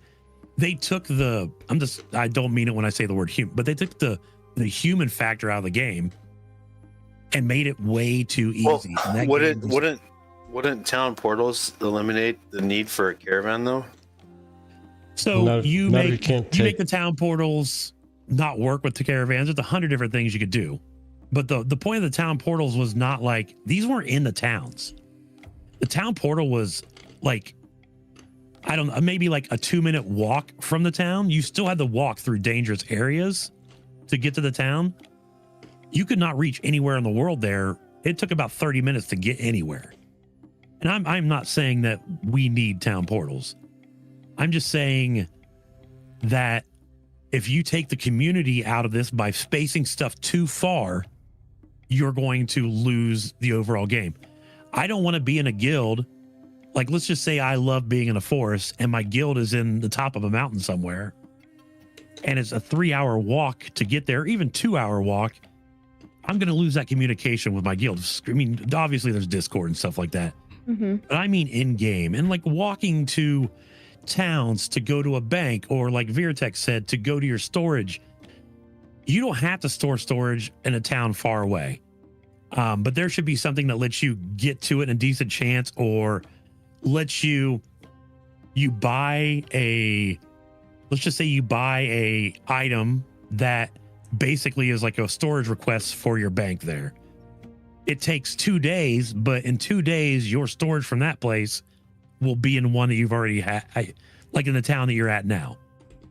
I'm not saying that, you know, it should be instant or anything, but I shouldn't have to spend all that time doing that, because when I'm spending my time doing that, I'm losing my sense of community and I'm losing my sense in the game. Me and Chibi went mining once. We didn't care about anything. Like, we were literally just mining and looking and running the same path. You're not playing the game then. You're following MapQuest. You're not looking at anything. You're looking for that flower or that vein. And that's the same way when you're traveling from town to town. The last time you traveled from the starting point to New Ayla, you're on the road. Did you like go places and look around? Maybe the first couple times you did, but after you know what it is, you're just literally roboting it. Oh, I got my paths memorized. It's kind of sad. Yeah, it's almost like, how many of us have driven home from work, and then when you're home, you don't remember anything about the drive home? We've all done that. And the same thing to work. Okay, autopilot. You fly. I mean, Virtek, you're out of town and stuff like that, man. I know you're a zombie when you get back. You don't remember half of that shit. What happened during your flight? I don't fucking remember. I just want to be home in my bed. Pretty much. You know, I want to hug my wife. And so when you take stuff and make it too big, you lose that internal sense of community, and you lose that sense of it matters. Your walk home doesn't matter if it's a zombie. Right? If you I was just going to say, so the change of the starting zones being 1 through 30, I honestly really want all the zones to, so Tropics, Desert, June Dark, Redwoods, Badlands. I don't know if this is the case. This is something I want to ask Steven. But I think it would be really nice if all of those places are wilderness, then I think there should be ways to actually go to those zones right at level 1 or 2 or 3. Ooh, yes, I want to go to the desert at level 1, please. And so when they're wilderness, because the way I'm getting it is starting zones are 1 through 30. Every other zone is 30 through 50. I don't know if that'll be good. It could be, but I mean, hear me out for a second, because there's going to be 5 tiers of nodes. You can have more things to do technically in the starting zones, but if a guild says, well, screw the starting zone, like, we're going to go and level at the June Dark, and there's a couple of quests there or whatever.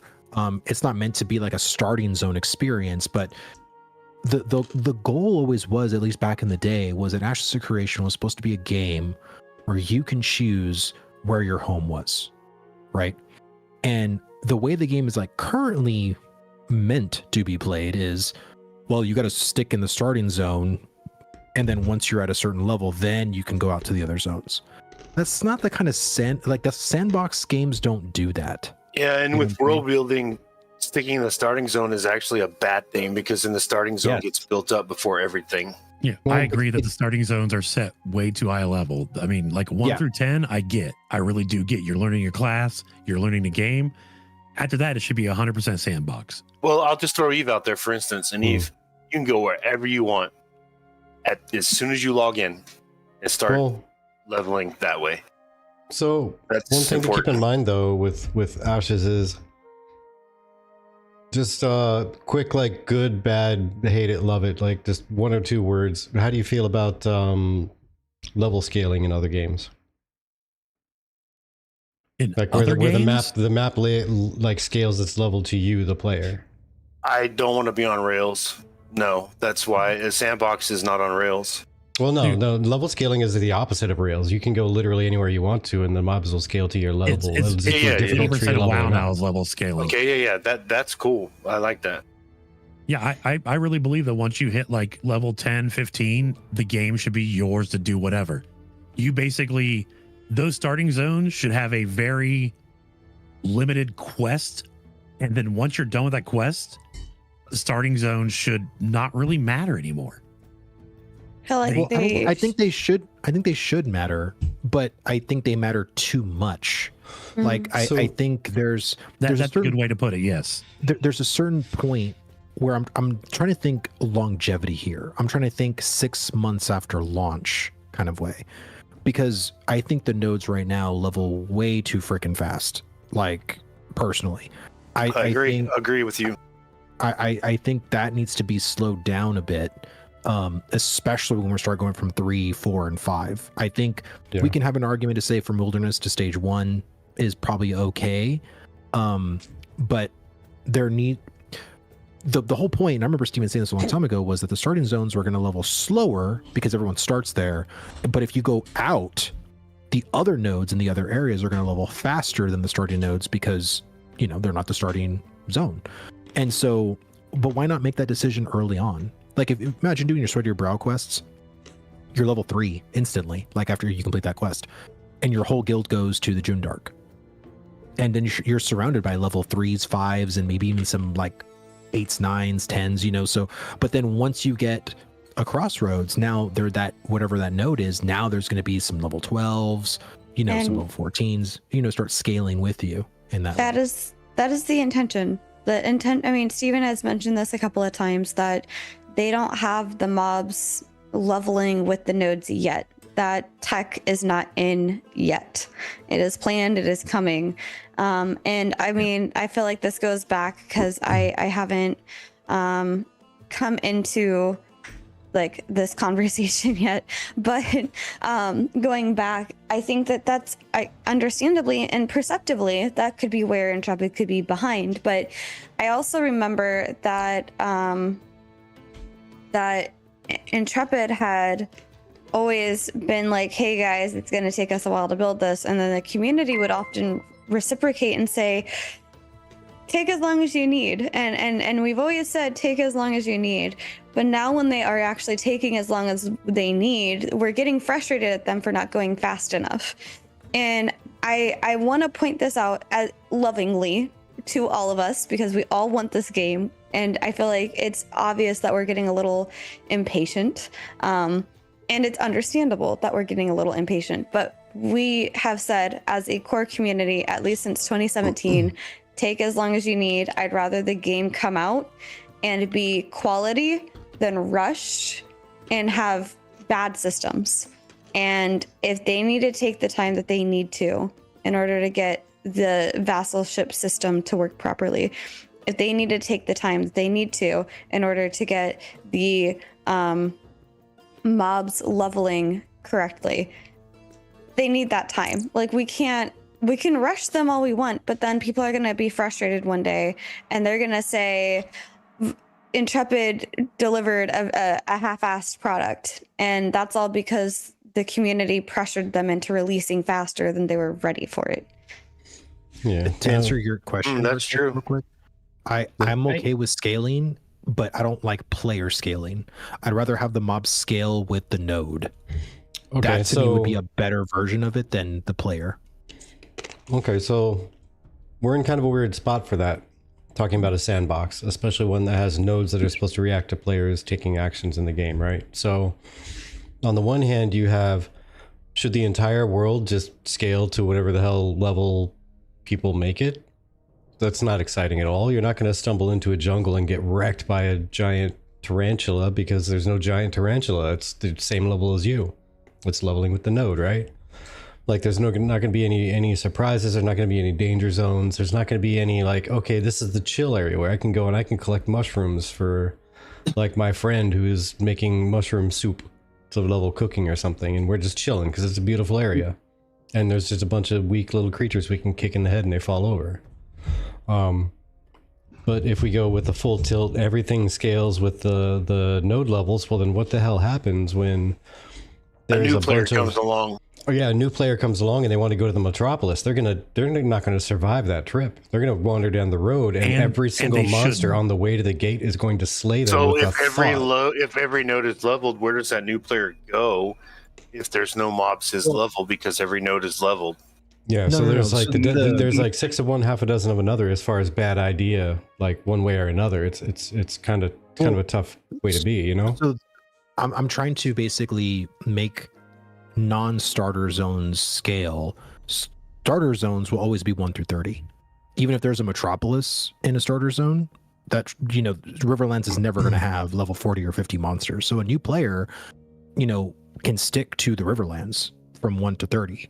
Now, once they're level 30, then they can look around their continent, the other continent, you know, what are other, you know, levels 4 or 5 nodes that I can go to. You know what I mean? And again, each server is going to be different. You know what I mean? So it's like, oh, I'm leveling in the volcano area or whatever on the other continent because that's where, you know, people level from 30 to 40 or whatever. And it's like, oh, for me, like I'm actually leveling in the Renkai swamp area because that's where, you know, my level 4 node is, or, you know, like that to me is like, I think that's kind of cool. The fact that because in every other game, it's very procedural where you go, right? Like in WoW, like if you're going to level from 30 to 40, well, then you're basically going to Arathi Highlands. You're going to, you know, like, because all those WoW in a while, it's all scaled now. Well, yeah, I'm talking like old WoW, but yeah. WoW, you're absolutely right. It was on rails. You went to one of 3 zones for your level, and that's kind of like what I don't want. You know what I mean? And if they go that route, like I'll accept it, right? Like it is what it is. But I really want them to really concentrate on the sand park element here with the other non-starter zones, because, you know, if you do add monster scaling, and again, you can have just added monster types. So like what I mean by that is you can still go to the June Dark and see like level 2s and 5s and 8s, but now when the node levels, there are new monster types that are added that are of a higher level. So the old monsters don't go away, like they're still there, and those quests are still there, but now like where there was like an open field of vastness that you would be able to gather dandelions or whatever the June Dark has to offer, now there's a whole goblin encampment there that spawn that's of a certain level range, right? Like that's kind of like what I want. I want the world to feel like it's coming alive, not only on our end, but on the monsters end too. Start writing an essay. So with the node leveling, it doesn't just level everything. It also adds mobs for lower level players within that zone, so that they have something to do once the node is leveled. Again, we're getting into systems that are way beyond. We don't have an economy right now. We don't have a little, you know. They're still working on that, obviously. Super awesome ideas, and I agree with both of them. I love node scaling compared to levels. Also, I did the math with Mr. Noobtastic, Oracle, and a few others that tuned in to my last time that I did the subscriber only stream, and not all of the nodes are going to get leveled. There's going to be a good number of nodes out there that are still going to be right, because of the vassalization. There's still going to be a good amount of nodes out there that are like base level wilderness, if not maybe crossroads leveled, and that's it. So it's a good point. I want to put that out there because when we were doing the math on how many tier 5 settlements, how many tier 4 settlements, how many tier 3 settlements, and then the tier 2 and tier 1 settlements beneath those, we found a good percentage of the map was actually going to be rather like vacant, if you will. There's going to be dead parts of the map, absolutely. Mm-hmm. And now that's fine. I mean, I love that. I want that. I do too. Somebody asked, if you want to, you can start a new guild and start developing it, and you just got to beat other people. That's the whole point of the game. Siege it and then Or build siege that it. up after you're done sieging. Like, that's what the game's all about. It's destruction and creation. Okay. Two things. Ludaloo said that I was wrong, that Steven recently changed it in his interview with Doc, but I believe I listened to the whole thing. I never caught this, so maybe it's just a moment that I missed. Said that the old idea was cool and all, but they had to go away from it, and now we have specific locations with specific levels, and this is why the devs have said that the Gen Dark is a level 50 zone. And it's... For me, it's not that nobody listened to you, at least in terms of Vertec and myself. It's just that, like, we weren't there yet, so I wasn't really listening in general. But the other question that came in from Barry White says, so why would a level 50 want to be in the Riverlands? Well, and again, I feel like there are other systems that could incentivize a level 50, because there's going to be a mentor system that probably will have like mentor boy good points or something like that. You know, if you help out people in the lower levels and stuff Dude, I want like some that. good boy points. But you know, again, like sometimes you just don't need to be like, again, in WoW, Vanilla WoW, there's never really a reason to go back to Durotar, like other than go to Org. But if you talk about the actual zone, Durotar, I'm way past it. I don't need to ever go there ever again. And it's fine. You know what I mean? Like it's okay, like, because it's meant for a certain range. And if you're past that range, you can go back there to help some lobies out, or maybe there's a guildie that's leveling there or whatever the case is. But I find things to, the reason why I hate level scaling from the player is because I never feel like I'm getting anywhere. Everything is always my level. It feels weird, like I'm in a hamster cage. But I can go back to an area. That's totally fair. Yeah, that's definitely fair. I can go back to an area and be like, I remember when I was level 10 and I'm level 50 and everything else a level 10. So it's like, I've conquered this area. I've done everything I needed to do here. It's nice to have that nostalgia to come back, but I don't need a reason to come like over there. And of course, Intrepid could add dynamic world events that take me back to a lobby area, even as a level 50. You know, there are plenty of things that you can get attracted to go back there, but I personally don't need to always be attracted to every of the 19 biomes that Intrepid's going to have. Like there's going to be certain biomes that cater to what I need to do, and that's fine. I like that, because think about it, in today's day and age in MMOs, most people or most companies put you in a zone, like in a single zone. That's your end game zone. Like one area, that's it. That's all you get.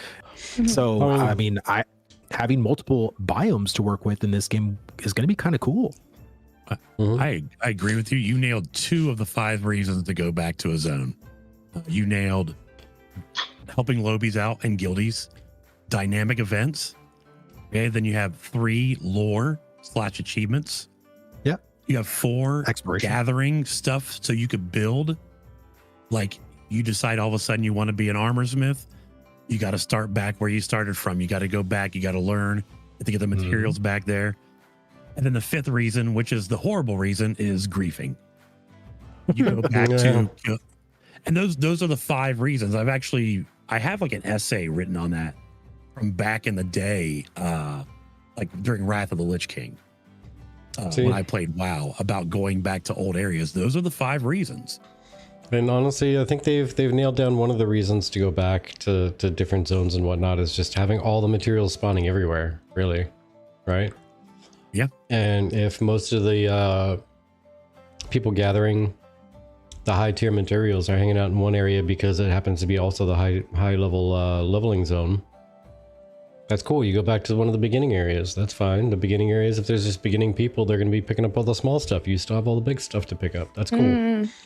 Erwin's adding in biome specific crafting as well for a 6th reason. That's the same as going back to collect a certain kind of ore or whatever. I mean, that is crafting starting at a lower level. So, but yeah, as far as like the node levels and whatnot in the areas, I always thought it'd be nifty, like because I can't really think of like a solid solution that would actually properly work in 100% of the situations, but having some certain nodes that don't level, they don't change, they are always set to what they're supposed to be, either an easy cheesy zone that's just supposed to look pretty and be like a thing you cross to get between other zones, and others that are just a nightmare to get through, and they're there just to fight, cause havoc, and maybe make some money because there's a world boss in there that drops something crazy, and you have to risk going in there and getting your butt handed to you a couple times to get it, right? Did you say, Vertic, that it was confirmed that the June Dark, or at least the others, are meant to only be basically a level bracket, and that's it? Yeah, they've been kind of saying that for a little while now. Probably like 2 or 3 months now. They've been mentioning it here and there. About it being either like a level 30 or level 50, and I think that they resolved at level 50. Nahili makes a good point. I'm a bit worried that the new player experience may be hampered. The game is going to be niche, and being niche means it won't be as readily accessible to a larger population like World of Warcraft or Final Fantasy XIV. So, while it's too early to say for sure, I do think new players might end up feeling a bit discouraged. Not many people are likely to go back and help them, and I think expecting otherwise may be a bit idealistic. And I understand and can agree with that sentiment. However, I feel like that's also where the value of guilds would come in. Guilds like our guild, if we had the ability to put on some fancy armor that let us go back and help level up lower levels, I would absolutely be doing that. Yeah, see, I'm telling you, all they need to do is they need to just nail that mentor system correctly. They need to make it so that you can legitimately level down to whatever level the person you're mentoring is, so that when you invite a friend into the game, you can literally go play with them no matter what level you are. But for 2, add some kind of a custom currency that earns you cosmetics and titles and I don't know, access into like a special lounge that just looks really cool, and you can't get in there unless you have a certain mentor level. That's the only benefit. It looks really cool, and you can only get in there by having a mentor tier of a certain height, which always they could do that though without the mobs leveling to you. They could do that to where you just level down. Exactly. So I have a different question for you guys. Oh, Magnus Moonbringer. Yeah, you just have to travel to your friend. So we've been talking a lot about like how everything feels and whatnot. And something someone brought up in the chat on YouTube actually was a great question that I had is, do you think some of the things that we perceive as problems, not relating to the settlements being broken after vassaling or anything like that, but specifically the crafting and how easy it is to get into crafting, do you perceive that as a problem specifically for the starting of a new server, or an ongoing issue once that server becomes instantiated? That's definitely the beginning of a server problem. Yeah, 100%. Yeah, because once we're in, let's just say we're 6 months into the game, guilds have been established, lands have been established, Everyone has money. freeholds, everyone's going to have money, or at least know how to make money. And it's also a problem in a bad way too, because let's be honest, because this is one of the reasons we kind of hate crafting right now. If once one guild or one sect gets to be too good at it, it will lean towards their sign and we'll be complaining about it, just like we Well, that brings up another thing I just thought of, like, because of our level lock, right? Like, when we have level 50s, the economy is going to be completely different than it is now. So how do you even gauge that for in-game? You don't. You absolutely, you can't touch this right now, especially for in-game. There is no in-game right now. Imagine if there was big raids and, you know, like people on Twitch, like Method, like, you know, big gigantic guilds doing this to kill a dragon when it spawns every month or whatever it does. It's going to be insane. And so we are the ones that regulate it, not Intrepid. We do. So here's the thing, like, it's going to be an ongoing issue. It's not just a server starting issue. It's going to be a new player issue. Every time somebody starts new and they're trying to level up, the crafting, no matter what state it's in, is going to be a constant thing. Every single time a new player starts, it's whatever state the crafting is in, it's going to be an issue for that person, be it a good issue or a bad issue. Agreed. So my counter to that is, it's like, if everybody else is level 50 and you're new to the game, there's going to be so much more gold injected into the game. So the things that you're selling at low level, because all mats are needed, you're going to be selling those at a higher cost than, say, when the server launched. And that right? higher amount So- of money is going to buy you less than it would if it was earlier in the but I'm server's specifically lifetime. speaking towards the cost of processing, not necessarily buying a piece of gear off the auction house. Those processing costs are going to be gauged by how much money is in the economy.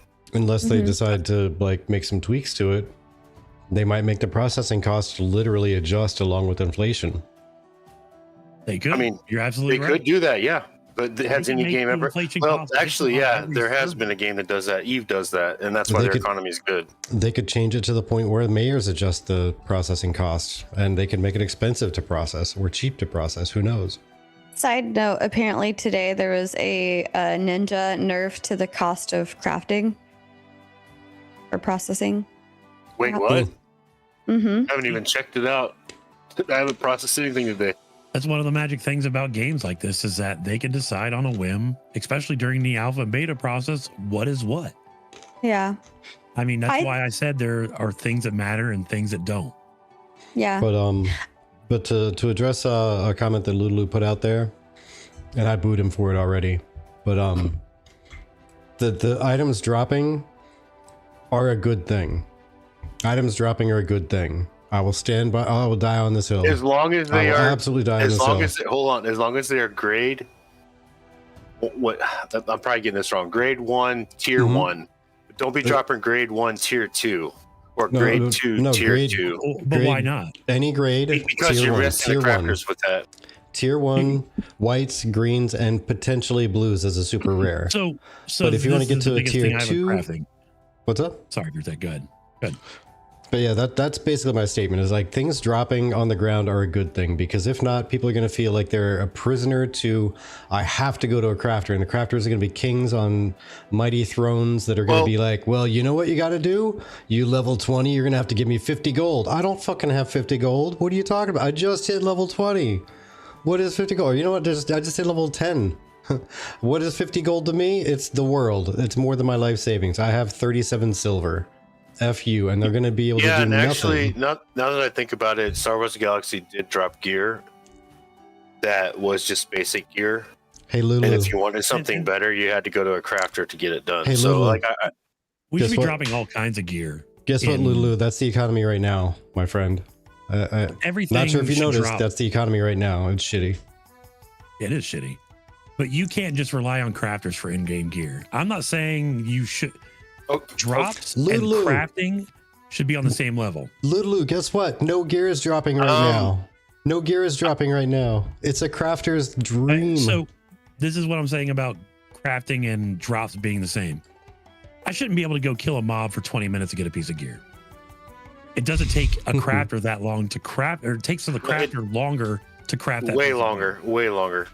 I'm just saying the drops are in my brain kind of like bad luck insurance, or crafters are. So, I go out and spend 2 hours busting my ass collecting gold, but I'm just waiting for a pants drop, and you can make those pants.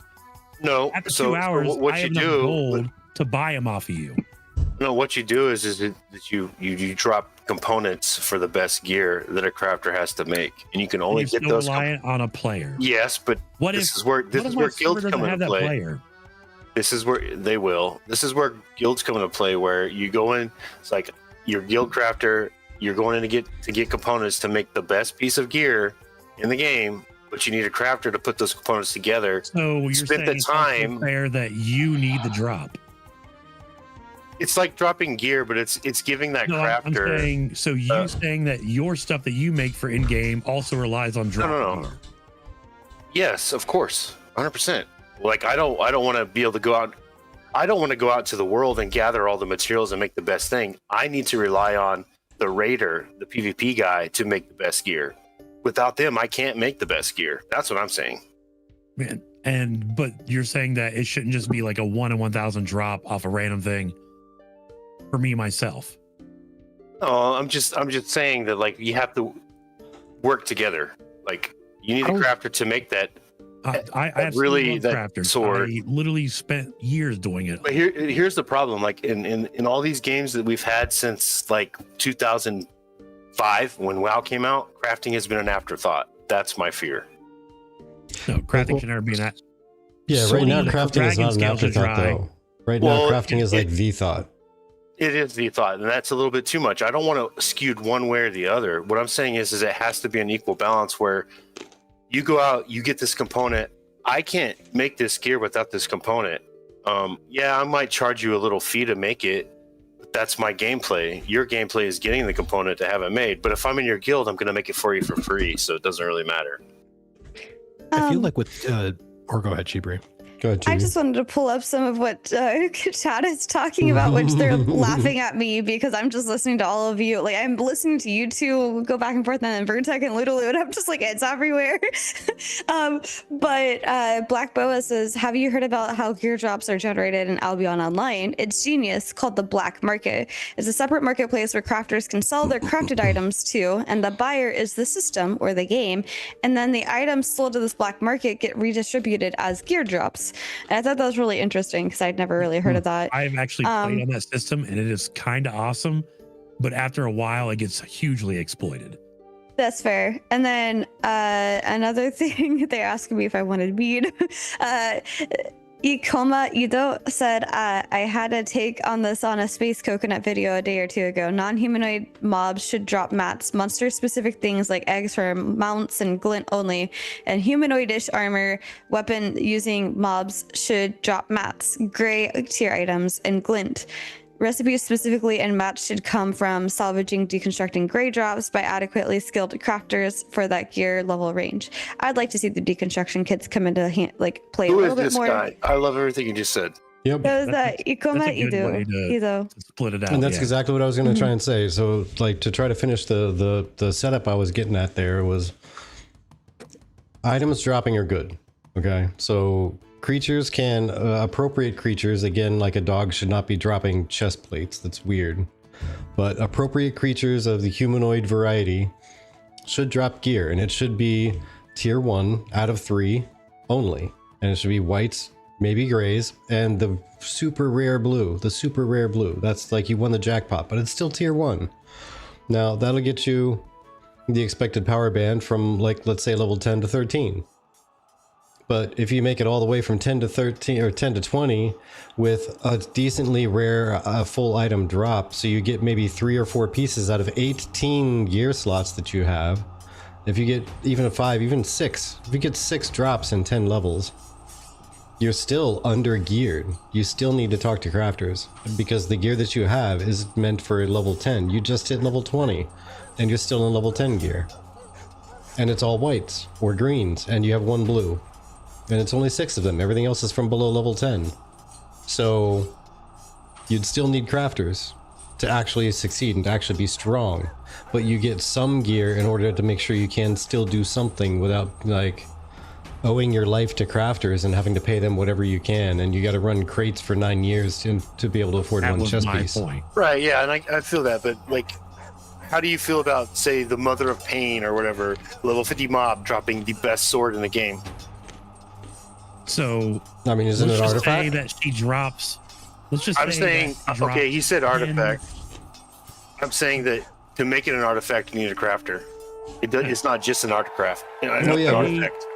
Let's say with the killer, we get 10 of the items that make that sword, but we also get 1 sword. No, see, here's you're kind of on the right track because Riptide and I talked about this the other night. I think the artifact item should drop. It should have 1 durability left. So if it gets swung a couple times and hits something a couple times, like it breaks and you have to repair it. To repair it, you need a crafter. And that crafter had Yeah. to be in the raid with you. Like they have to get drops from that same monster or from somewhere that are going to repair that gear. But artifacts, specifically artifacts, there's a reason the word artifact is used. Because it's left over from an ancient understand. time, right? Yeah, I get that, but I'm just saying, like, okay, if the sword, okay, let's say it's made out of dragon scales, okay? If I can repair the sword with a dragon scale and you can make it with dragon scales, I That can't means- make it unless I killed the boss. I can't make the sword. I can only repair it. Is what I'm like. It drops, but you don't need a have the crafter to ability actually that spent the time to level his craft, so he's Yeah. useful yep. for the guild and the community, and he can repair that item.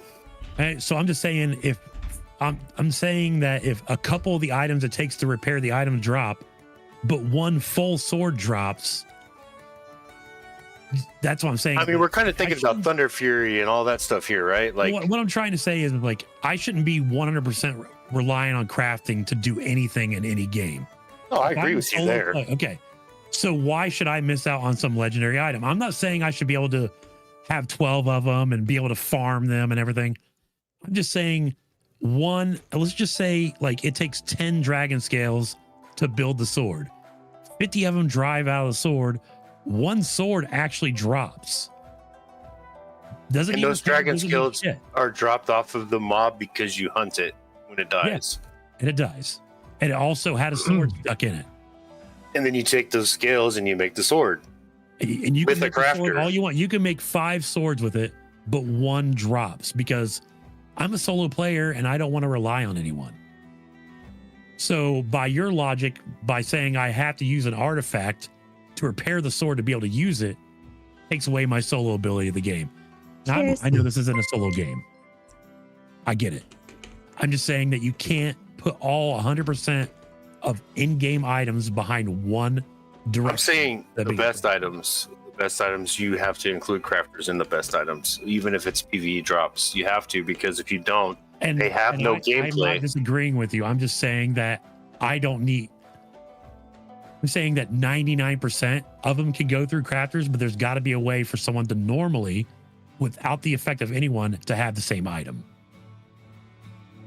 Give me a solo quest for it. Give me some crazy quest line.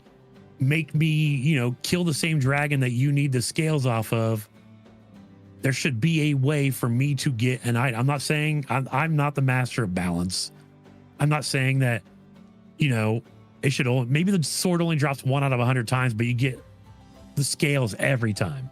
I'm not calling the balance. I'm just saying there should be a way for me to get everything that I want for my guy in the game without the. Yeah, sure. You can buy the skills off the. You could buy the skills off the market. So you won't be able to take that. You won't be able to take down a max level raid boss as a single one player in the game. You're absolutely correct. But if you need one extra person, I could be a mercenary. Yeah, you got to rely on people. Well, the crafter's a mercenary too, right? So you got to hire a mercenary to complete your sword.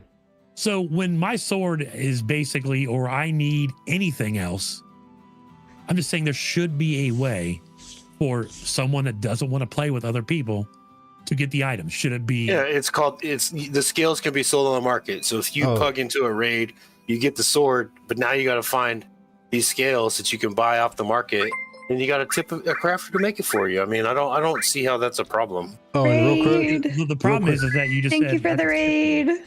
Thank you for the raid. Pockets. Well, come on in there, Pockets. Thanks for bringing friends over. Yeah, pause. Chat. Let us raid. Yeah, raid. Thank you for the raid in, Pockets. Thanks for bringing your friends over. Welcome on in. How was your stream? Hope it was great. And I saw your crafting, maybe. Yeah. And one thing, just to respond to chat that's been going on. Yeah, Nightshade, that's exactly what we're talking about, is the upper echelon of gear. Yes. The upper echelon of gear, we were discussing specifically an artifact level weapon. Like the best of the best of the best level weapon dropping off a boss. Congrats that's on what we were 24. saying should drop with like I was saying we should drop with like no durability left.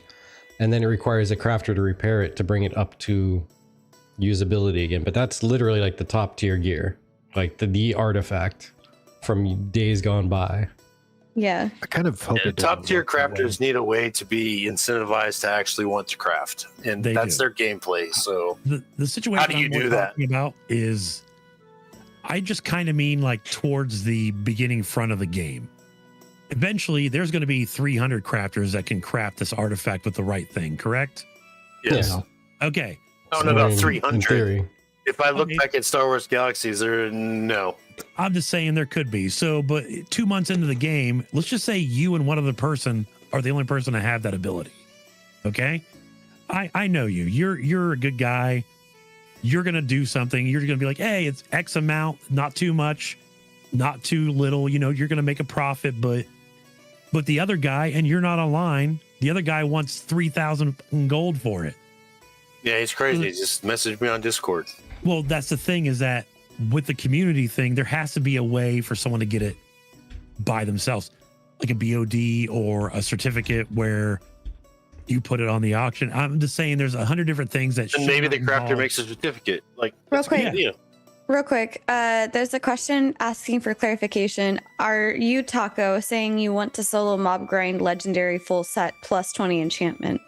No, I'm saying that any normal in-game item, and I know Virtex's talking about artifacts game, we're just going to put it in the, okay, purple epic items from WoW. Okay, I can get those 3 different ways in WoW right now. I can do PvP, I can do solo content, or I can do raids. Okay, 2 of those are singular options where it's just me. And the other one requires 40 or 25 other people, or whatever it is now. Okay, I should have an ability to get in-game normal gear by myself. Okay, that way, when I'm farming at 2 a.m. or whatever, and there's no one else on, I have an ability to do that stuff. I am not saying that it should only be drops. I'm saying they should be super rare, but I'm saying there's. I think you and Vertex actually agree a little bit here with the gear drops. Yeah, that's basically the same. Honestly. Because if you hit max level 50, you should be able to get tier 1 grays and greens, and the occasional blue is basically what I was saying. When you hit level 50, you should be able to hunt that down, kill boss mobs, and get grays, greens, and potentially blues. That's kind of exactly what I was saying. But if you want anything above a blue, you have to go to a crafter. Except for the artifact stuff, which is like the 0.000001 drop chance from specific mobs, and there's only 2 in the game or 1 in the game at all on a server. Like those things, yeah, those should absolutely drop. Because there's a reason it's an artifact, because it used to exist. I get that. I'm just saying I should have access to the same thing that everyone normally does with a little bit of solo content. It should take longer. Yes. Should the odds be crazy? And I think the route honestly is through grinding gold, because I don't think that anything in this game should be bind on pickup. I think in a sandbox game, bind on pickup is a bad thing. I agree with that with 90% of items. Yes. Just to there's confirm, some cosmetics, but you're also not saying that you would like an end game boss item that needs 40 man to kill it to drop, right? well, that's the thing is that let's just say we do kill a dragon and it drops a pair of pants. Okay. Should the pair of pants be every time it drops? Should it be 5 pair of pants for 40 people killing it? No. I was just. Should it happen every once in a while? Yes. The main question was like you as a solo person. So as a solo person, I'm allowed to do whatever I want. I can kill the right person in a raid and claim I could go in with 4 people that I don't even know. We can basically kill everyone in the raid, get the last 2 hits on it, and then I get an artifact item. Okay, what am I supposed to do with it? I'm a solo player. Yes, I just had a couple buddies raid this thing with me. So I have to pay exorbitant amount because I'm not in a guild. I'm not saying those things should be, in my reach. Well, it's an artifact item, right? It's the best item in the game. I'm just using it as an example. I'm sorry. Those normal, I'm going to say, I think Virtex said they're blue items, like tier 2 or whatever. Those should be available to everyone at any time. Well, I think they will be available to everyone as long as they don't put the BOP moniker on gear. Is that those pants drop, or if they don't, I've spent 4 hours trying to get them, and guess what I have? I have gold. I think with those world bosses though, right? So what I would do if I was the designer is I would have them drop. Well, I would also have endgame be kind of special, because I know right now we know there's 3 tiers per grade, but I would actually make probably 5 tiers just for endgame. So there's actually 5 different tiers. Again, that's not currently what it is. I'm just showing or letting you peek inside my head of what I would do. But tier 1, if you're killing a world boss, like you can absolutely drop tier 1 like greens, you know what I mean? And that's what you can get as as a person who's pugging or going inside as a solo player to do. However, the completed gear is going to be quite rare. But it can drop recipes, and also it can drop materials and components for those recipes. And that world boss can drop certain rare recipes that are tier 2 or even tier 3. And so you as the player can rely off of the completed gear, or you can save up if you're going to kill that boss multiple times to potentially craft the tier 2 version of something. Like, so you would basically, because when it comes to artifacts, like, I don't want a world boss to drop a completed weapon that is an artifact level. To me, I think artifacts should be crafted. Like, I think the recipe should drop from the world boss. I think artifact components, like special materials, like Tumok, I believe, drops like a specific component, you know, that you need for crafting, like a Tumok's wand or even the bow. So something like that.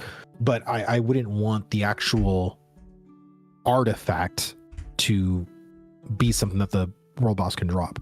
I think that should be some, because of how important artifacts are, like, and how, like, server, I think there's like what, one or I don't know, he's never really stated how many, but it's like 1 to 10 potentially that a server can have of a thing.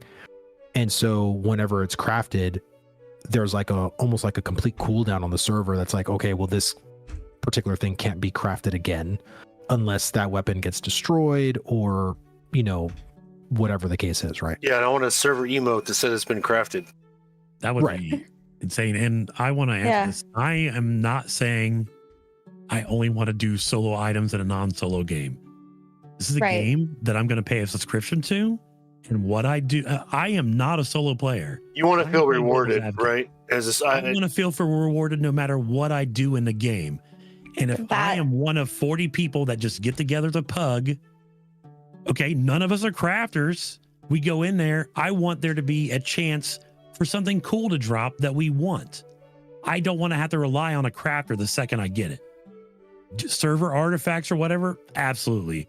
That should be, I should have access to it, but you're right. I need to go. I would extend that to legendaries as well, not just artifacts. Like, if you want an epic, we can use the word whatever we want to with it. I'm just saying anything above a normal level. I do understand the need for crafters, not crafters, just the need for community. I mean, we can say the word crafters, but like, I may need like a level 5 town that I could need to be a part of because it has some stupid shrine in it or something. The need for community with those big items is fine. Yeah, absolutely. Player, I want to be solo. I want to be able to, and obviously I can't be solo to kill a world dragon or whatever. Right. But I can get together with 10 of my friends and then join a pug. And okay, so let's just say right now, all of us that are in here right now, okay, how many of us are you? Let's just say Rip is the only armor smith. Okay, we all get in a pug together. We kill the dragon and it drops scales. Who gets to roll on the scales? Everyone. Depends. Everybody. Everyone. Okay, so that's something we agree on.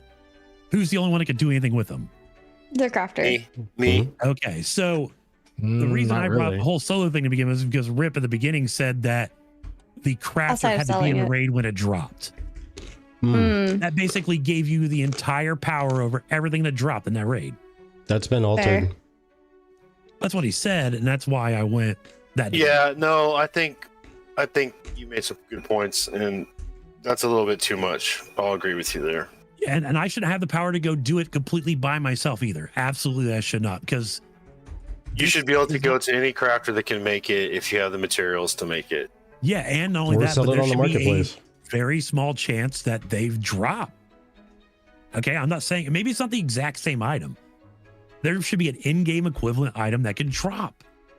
Now, I'm not saying it has to happen every time, and I'm not saying anything else. Part of the economy and the stuff about, you know, Ashes in general is that we have a free market. By me being an adventurer and concentrating so much on killing dragons and stuff like that, so I can sell mats so you can make shit, should also include me getting stuff that is that good. You're right. And again, I mean, I'm not the expert in balance. I'm not saying like you get to make 5 swords, but only 1 drops a year. You can already say right now the bug ain't farming bosses, but I can tell you from experience. Well, the Warcraft it's happened. Not only that, I have soloed content in almost any game that I shouldn't be allowed to. There's always a way. Yep, there's always a way. There's always going to be something, and I'm not going to say I'm exploiting anything, But Chibi said it earlier, man. Like, you could get a boss stuck on a rock and one person could kill that fucking boss. Because of how the world is right now, no one's going to see you fucking kill that boss by yourself. No one's going to report you. Hey, I absolutely want crafters to have 98% of in-game items go through them. But there should be a small amount that don't have to go through them. That is what I'm saying. Yeah, I'm with you. Yeah. I hear you, man. I mean, I like getting gear too, right? I primarily craft. That's what I want to do in this game. But leveling right now is brutal, man. I would like to get an upgrade that I don't have to craft. That's another thing we talked about earlier is like leveling and like, you know, going through the world. I mean, right now it's going to take 2 years to be level 50 because of how everything is. Crafting, who God knows how long it's going to take you guys to be able to make these artifacts. We might be here till fucking 2035 before you're able to craft your first, you know, 40 slot bag or your first, you know, diamond armored cod piece or whatever they are. I don't know. I don't get into crafting. I'm just saying that stuff that is crafted should also be available to everyone else. PvP is always there. That's one of my favorite parts about the game. No bind on pickup. Ban Real it. quick. Yeah, I don't think they're intending on biting on pickup. We had some thoughts on that with the recipes, and they reverted it pretty quickly. So, But real quick, Garsimile is asking, I'm confused. Is Taco arguing about something Steven's already said he's doing? He already said fully completed items can drop from end game bosses. yeah, and we are discussing about how that should work. If he's already said it is, that's fine. And if he's already said it hasn't, that's fine too. We're discussing how it should work. Like, Yeah. He already said fully completed items can drop from in-game bosses. Does that mean 20 pairs of pants are falling off a boss? Probably not. It doesn't happen every time. We don't know. We don't know the odds of that stuff. Well, I can say from doing Firebrand a few times, at least in phase 2, that wasn't always the case. Sometimes you got the recipe, sometimes you got the special mat, and sometimes you got the item. And I really liked how that felt. That felt rather good because I could craft that item and make it better than it dropped, or I could have the recipe. And if anybody else ever got the item, I can say, hey, I can craft that. Bring the item to me. Or if somebody got the item, cool, congratulations, you got the item. You don't need anybody to craft it. Yeah. And but I mean, I do go ahead, GB. I do like that you need roughly 50% of the material cost for an item to repair it eventually. Not right now, but that is the intent. That is what Steven wants. He wants there to be an item sink for artisans to not just craft the item, but be able to repair the item over time, because there should be item degradation. Yeah, and honestly, that is the one thing that Steven did clarify in a previous interview, was saying that, yeah, crafters will be able to craft the best gear. Crafters do craft the best shit, but that doesn't mean that mobs somewhere shouldn't drop it. So the statement is already out there that the bosses especially will be dropping some of the best gear. Crafters will also be able to craft that best gear. Personally, I'm just kind of arguing for a little bit more reliance on crafters without being fully reliant on crafters. Like, remember the big rant I went on earlier was about community and how games die without community. That's the same thing with this too. I absolutely think that 99% of stuff should be through the community, whether it be crafters, having to go to a town to do it. I mean, imagine if you could just load your freehold with like certain crafting things and you live in the forest around you. Who's really playing the game then? That just sounds boring. I'm just saying that it should be, you know, I mean, Nightshade brought up that on Arcade, there's bosses that drop completed gear pieces. If 1 out of 5 bosses drop the gear, it still drops the gear, and that's still a chance for a solo player to get it, or someone else. It just depends on the quality of the gear. I think they got to be careful with dropping really high-end Quality gear. and amount. Yeah. I mean, should it drop 27 swords? Absolutely not. Should it drop 1, but also drop the materials for crafters to make 10 of them or whatever? That may not be a balance, but, you know. Like, my biggest thing is I want crafting to be important in this game, because we've had so many games for so long where crafting meant absolutely nothing. Yeah. Same. Honestly, I think we all are very passionate about our favorite things, and Ashes is a beacon of hope for those things. You know, for PvP to not be on the back burner, for crafting to not be on the back burner, for good quality synergy between raiders and PvPers and crafters, and the dynamicism of Ashes and how the player chooses to choose like which settlement they want to increase and which bosses they want to go fight and what things they want to progress.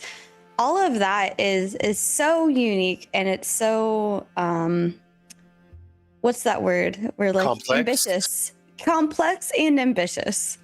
I want to state that I don't want to be a solo player, and the way I keep saying solo doesn't mean that. It just means someone that is a part of a group or a guild all You're the time. thinking about the health of the game, and solo players are very important, and they need to have a way to progress. You're correct on that. You Exactly. need the solar player to be able to progress. You need the casual player to be able to progress.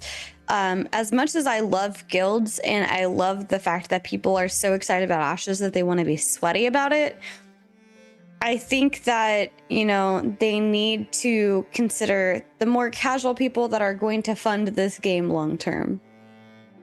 Exactly. Yeah, and then not only that, but we're talking about like the guild decides who gets it. I ran a giant guild in World of Warcraft, literally the largest in the United States. Did it for almost 3 years.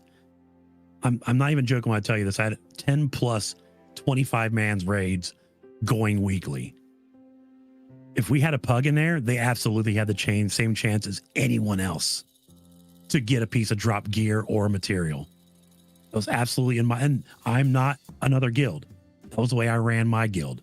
So saying that a solo player, because a guild gets to decide what the rules are for looting, will never get a piece of that action is wrong. I think that's also what quests are for too. I mean, there's quests currently right now that actually award gear, and I wouldn't be surprised if there's some level 50 gear that you can get, you know, as you know. That's why I think there should be more tiers at endgame, because for someone that wants to progress and push, not as a crafter, but maybe as a PvEer or as a PvPer, having 3 tiers seems quite low, and the jumps would have to be quite insane. But 5 would give more leeway, right, into progression and make it feel like there's something to chase onto. I'm sorry. I'm going to interrupt you for 1 second. I'm not big on this, but saying that this game isn't WoW, you're correct. I get it. But saying that guilds will not help other people in this game is completely wrong. Just because Polar's running around being super sweaty about every fucking drop in the world and everything else like that, or whatever they do, if I'm not running a guild, I don't do it for a reason, because my guild would not work in this game. You're correct. But there will be guilds that hug, that invite new people to raids and hand them gear and hand them materials.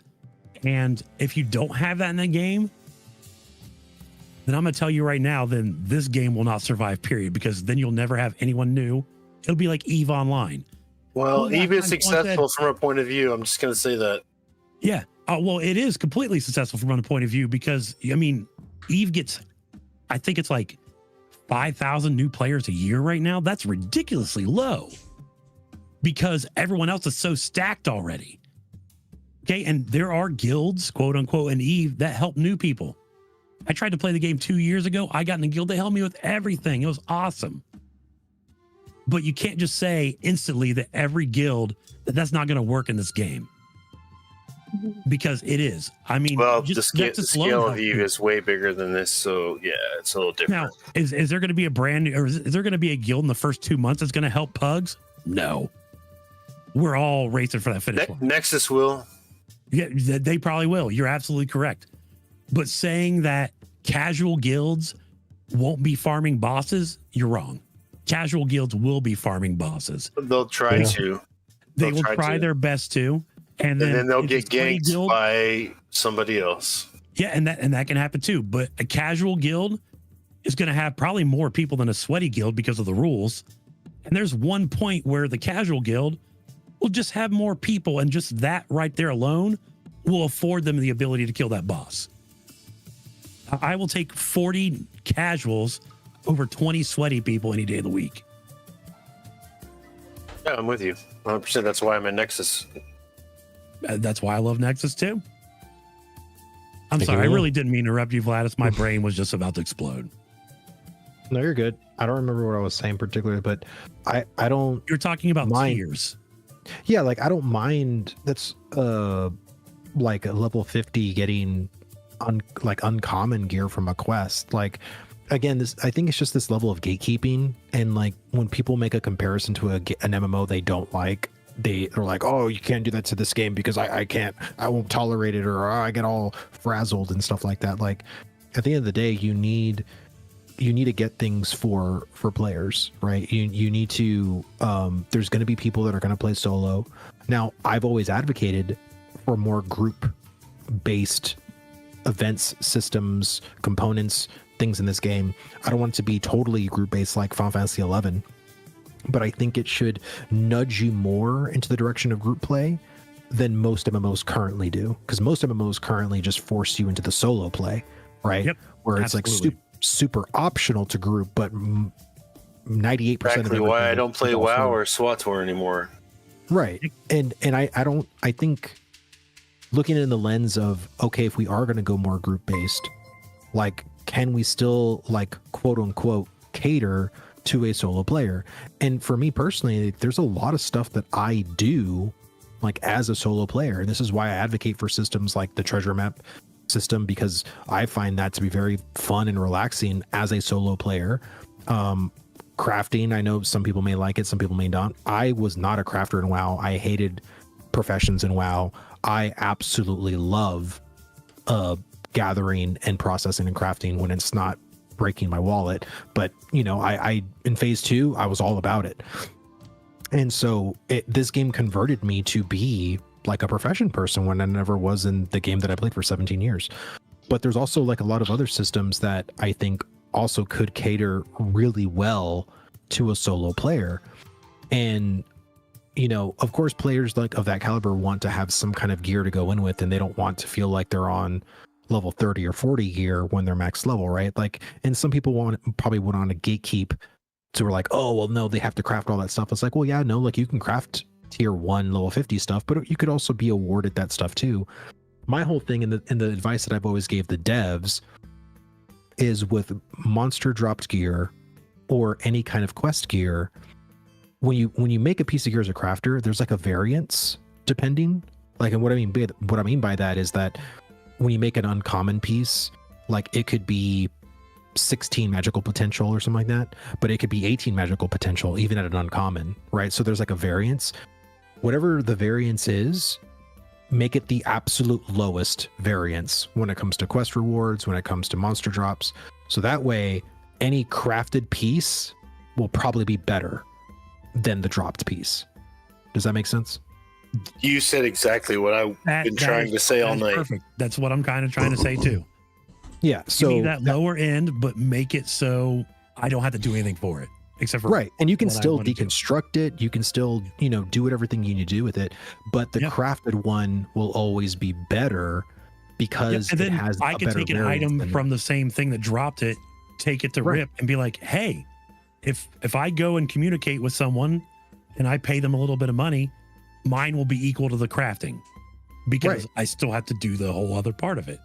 And Yes, that's yes. what I like about the deconstruction system too, is the fact that like you're kind of halfway there. So you can take to someone, deconstruct it, and you're like, well, what am I lacking? Oh, I just need like 2 more ingots and I can make a better piece for you. Oh, I have like heroic ingots, you know, and now you're going to get, you know, a better crafted piece of the same piece you just had, right? So it's like that to me is kind of like the beauty of this system, and the beauty of like mob dropped gear or even quest gear is the fact that those things could potentially be deconstructed and brought to a crafter to make it into an even better piece than what you had.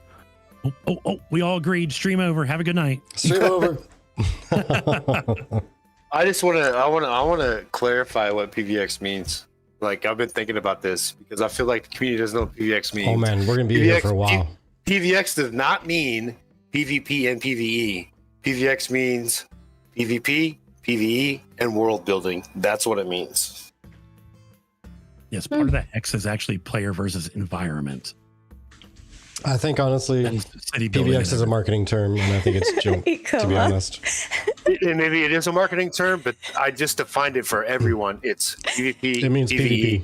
and world building. You got to build your nodes, boys. Nope, it's just Ikoma PvP. says- PVX is PvP. Ikoma says, didn't I already cause the stream ending consensus earlier?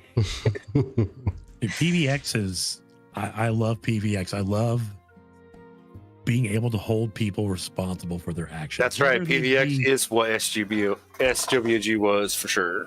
Yeah, if that means holding someone that's evil accountable by killing them a bunch, or the ability for me to kill someone to get an item, and then I'm the one on the hook for it, I'm all about PVX.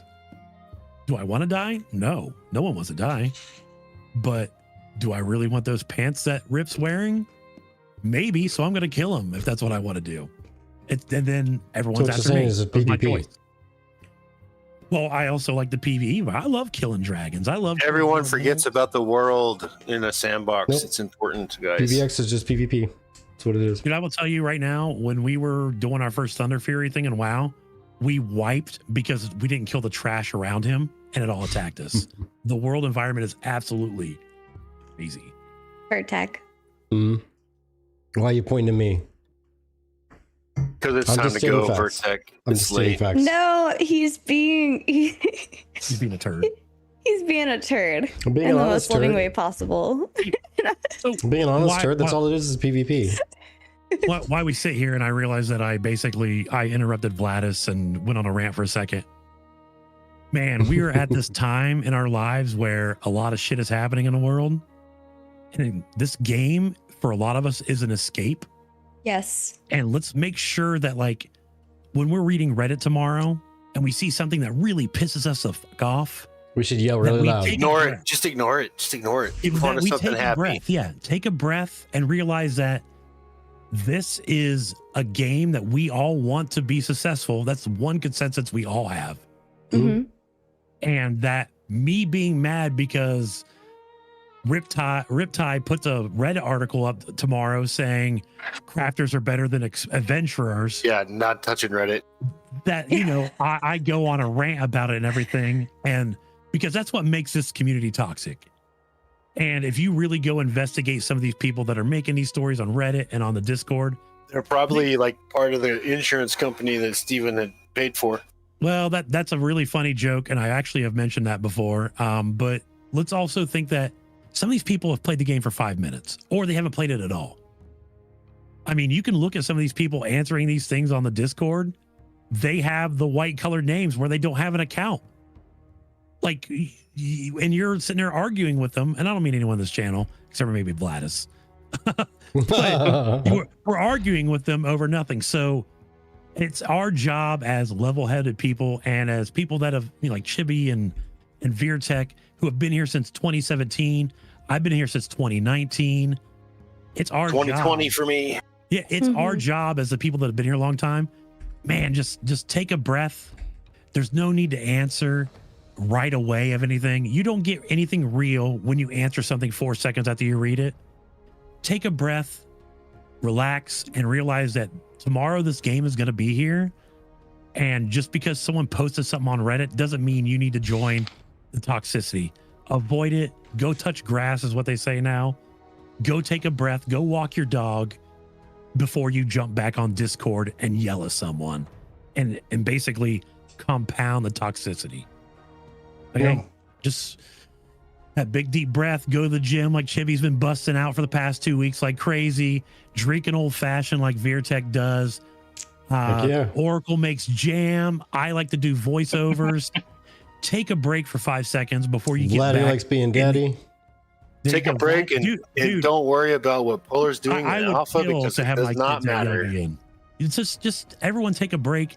This community here, the Golden Feather Tavern, you guys are just so mellow and cool with everything. I appreciate both of you because when I watch someone else talk about stuff and I start to get a little angry, I just remember that over here everything's chill. I just had a conversation with Vladis, Oracle, Nexus, you guys, and at the end of the day, I don't hate any of you guys. I want to do it again. It felt constructive, and just stop being toxic over nothing. Let's make this game great, guys. Like, that's the purpose of alpha, right? Making it great. Doesn't matter what's happening in alpha right now with guild drama. It's just a game.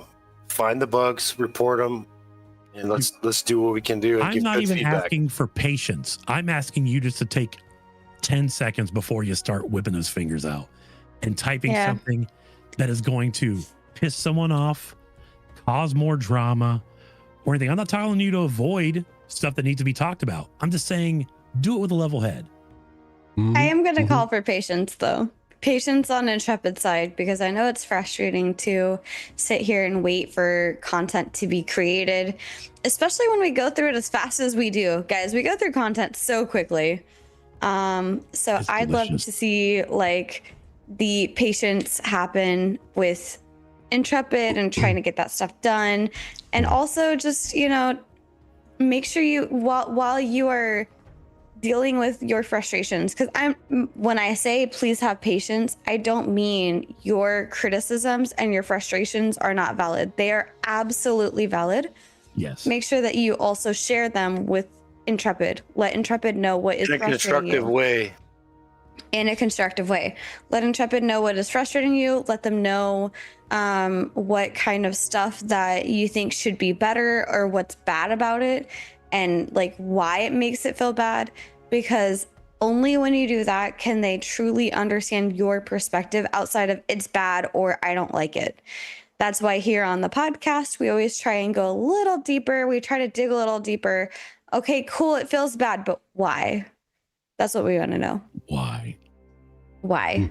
If I'm getting two emails and one says like they're both constructive criticism and one says, hey, right now I'm kind of disappointed with the game because of X reason, I'm going to read that email.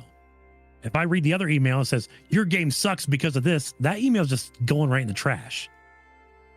Like the context and your tone matter. Tone, yeah. True story. At the end of the day, they are still humans that are trying to develop a game, and frustrations are understandable, but make sure you think about how you react to your fellow friends. Mhm. And gamers. And on that note, And I do gamers. believe it might be about time to wrap it up. It's Yes. just about hitting that 12 o'clock where we turn into pumpkins. And not the good kind of pumpkin spice, you find in lattes.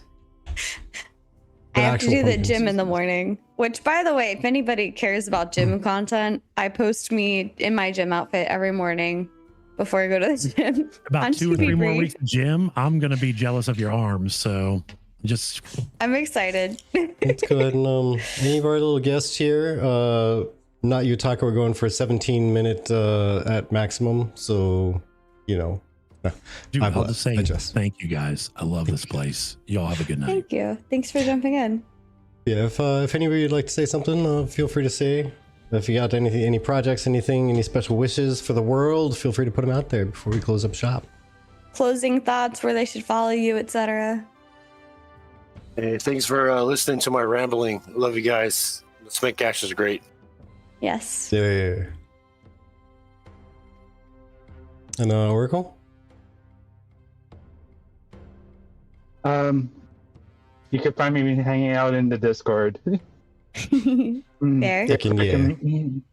Here for the community. My Mm. Vladdy Daddy, what do you got?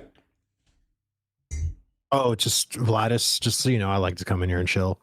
But you They can say find me on all welcome that back, stuff. by the way. Yeah, it feels good to be back. I mean, my internet completely died, and I came over here as a vagabond, basically. But Came over here to chat with us. Yeah. Means a Yeah. lot. Be Gladys, but you have great content, man. We appreciate it. Yeah. Absolutely. I appreciate. I mean, For and sure. I think ultimately, I don't mind disagreeing. Like, actually, me and Riptide, I actually remember him because we were in the Artisan channel in the Discord, and me and him were having disagreements on how certain economy things should be. And I know, especially when it's through text. This is why I don't like text personally, because you can Same. never understand text or tonality, or like, is this person mad at me? It's like, because especially when you disagree, if you're angry, you think the person that's disagreeing with you is also angry. As soon as you put an exclamation point in there, you don't know if they're excited, happy, or just absolutely pissed Yelling off. at you. You have no idea. I don't mind, but I mean, it's all about the community, right? I mean, we're all trying different ways in the ways that we feel like we know best to improve this game, and I feel like everybody's, you know, putting their best foot forward to do that. So Yeah. Yep, I think that's our best option. Work together, make a community. That's what's going to make this game. Yes. True story. Question mark equals obnoxious. And I just want to say thank you guys so much for hanging out with us and tuning in. And this is what our Tavern Talks are all about. We gather a couple of people from the community, whoever feels comfortable chatting. This was a little bit of a loaded topic, but it's something that's been definitely bubbling in the community for a little bit. And I felt like it was it was time and needed to be addressed. And not in a negative way, but in a, hey, this is what's happening. This is the situation. How do we feel about it? And as always, we try to keep it as loaded tankards or loaded dice. Yeah, you know what? Both are okay, just as long as there's no other things loaded here. Just don't fight each other over it. Do so respectfully. I love that everybody kept it cordial within chat, without chat. Both awesome. And if you like our kind of content, consider subscribing and all of the fun things, especially all the free things. But if you want to support us, I will say there is a fancy way over here. There's a fancy little potion bottle, and Vertec is trying to get more income for the mead, because we used to make mead and we would like to meet again. And Vertec will walk everybody through his newest batches and things like that. The intent is to make Ashes of Creation themed mead for each of the races. And so as soon as we can get that going again, we'd love to walk you through our process with us and bring you along for the journey. But unfortunately, last year around this time, we were hit by a hurricane, and the community was so sweet and so thoughtful and tried to give us money.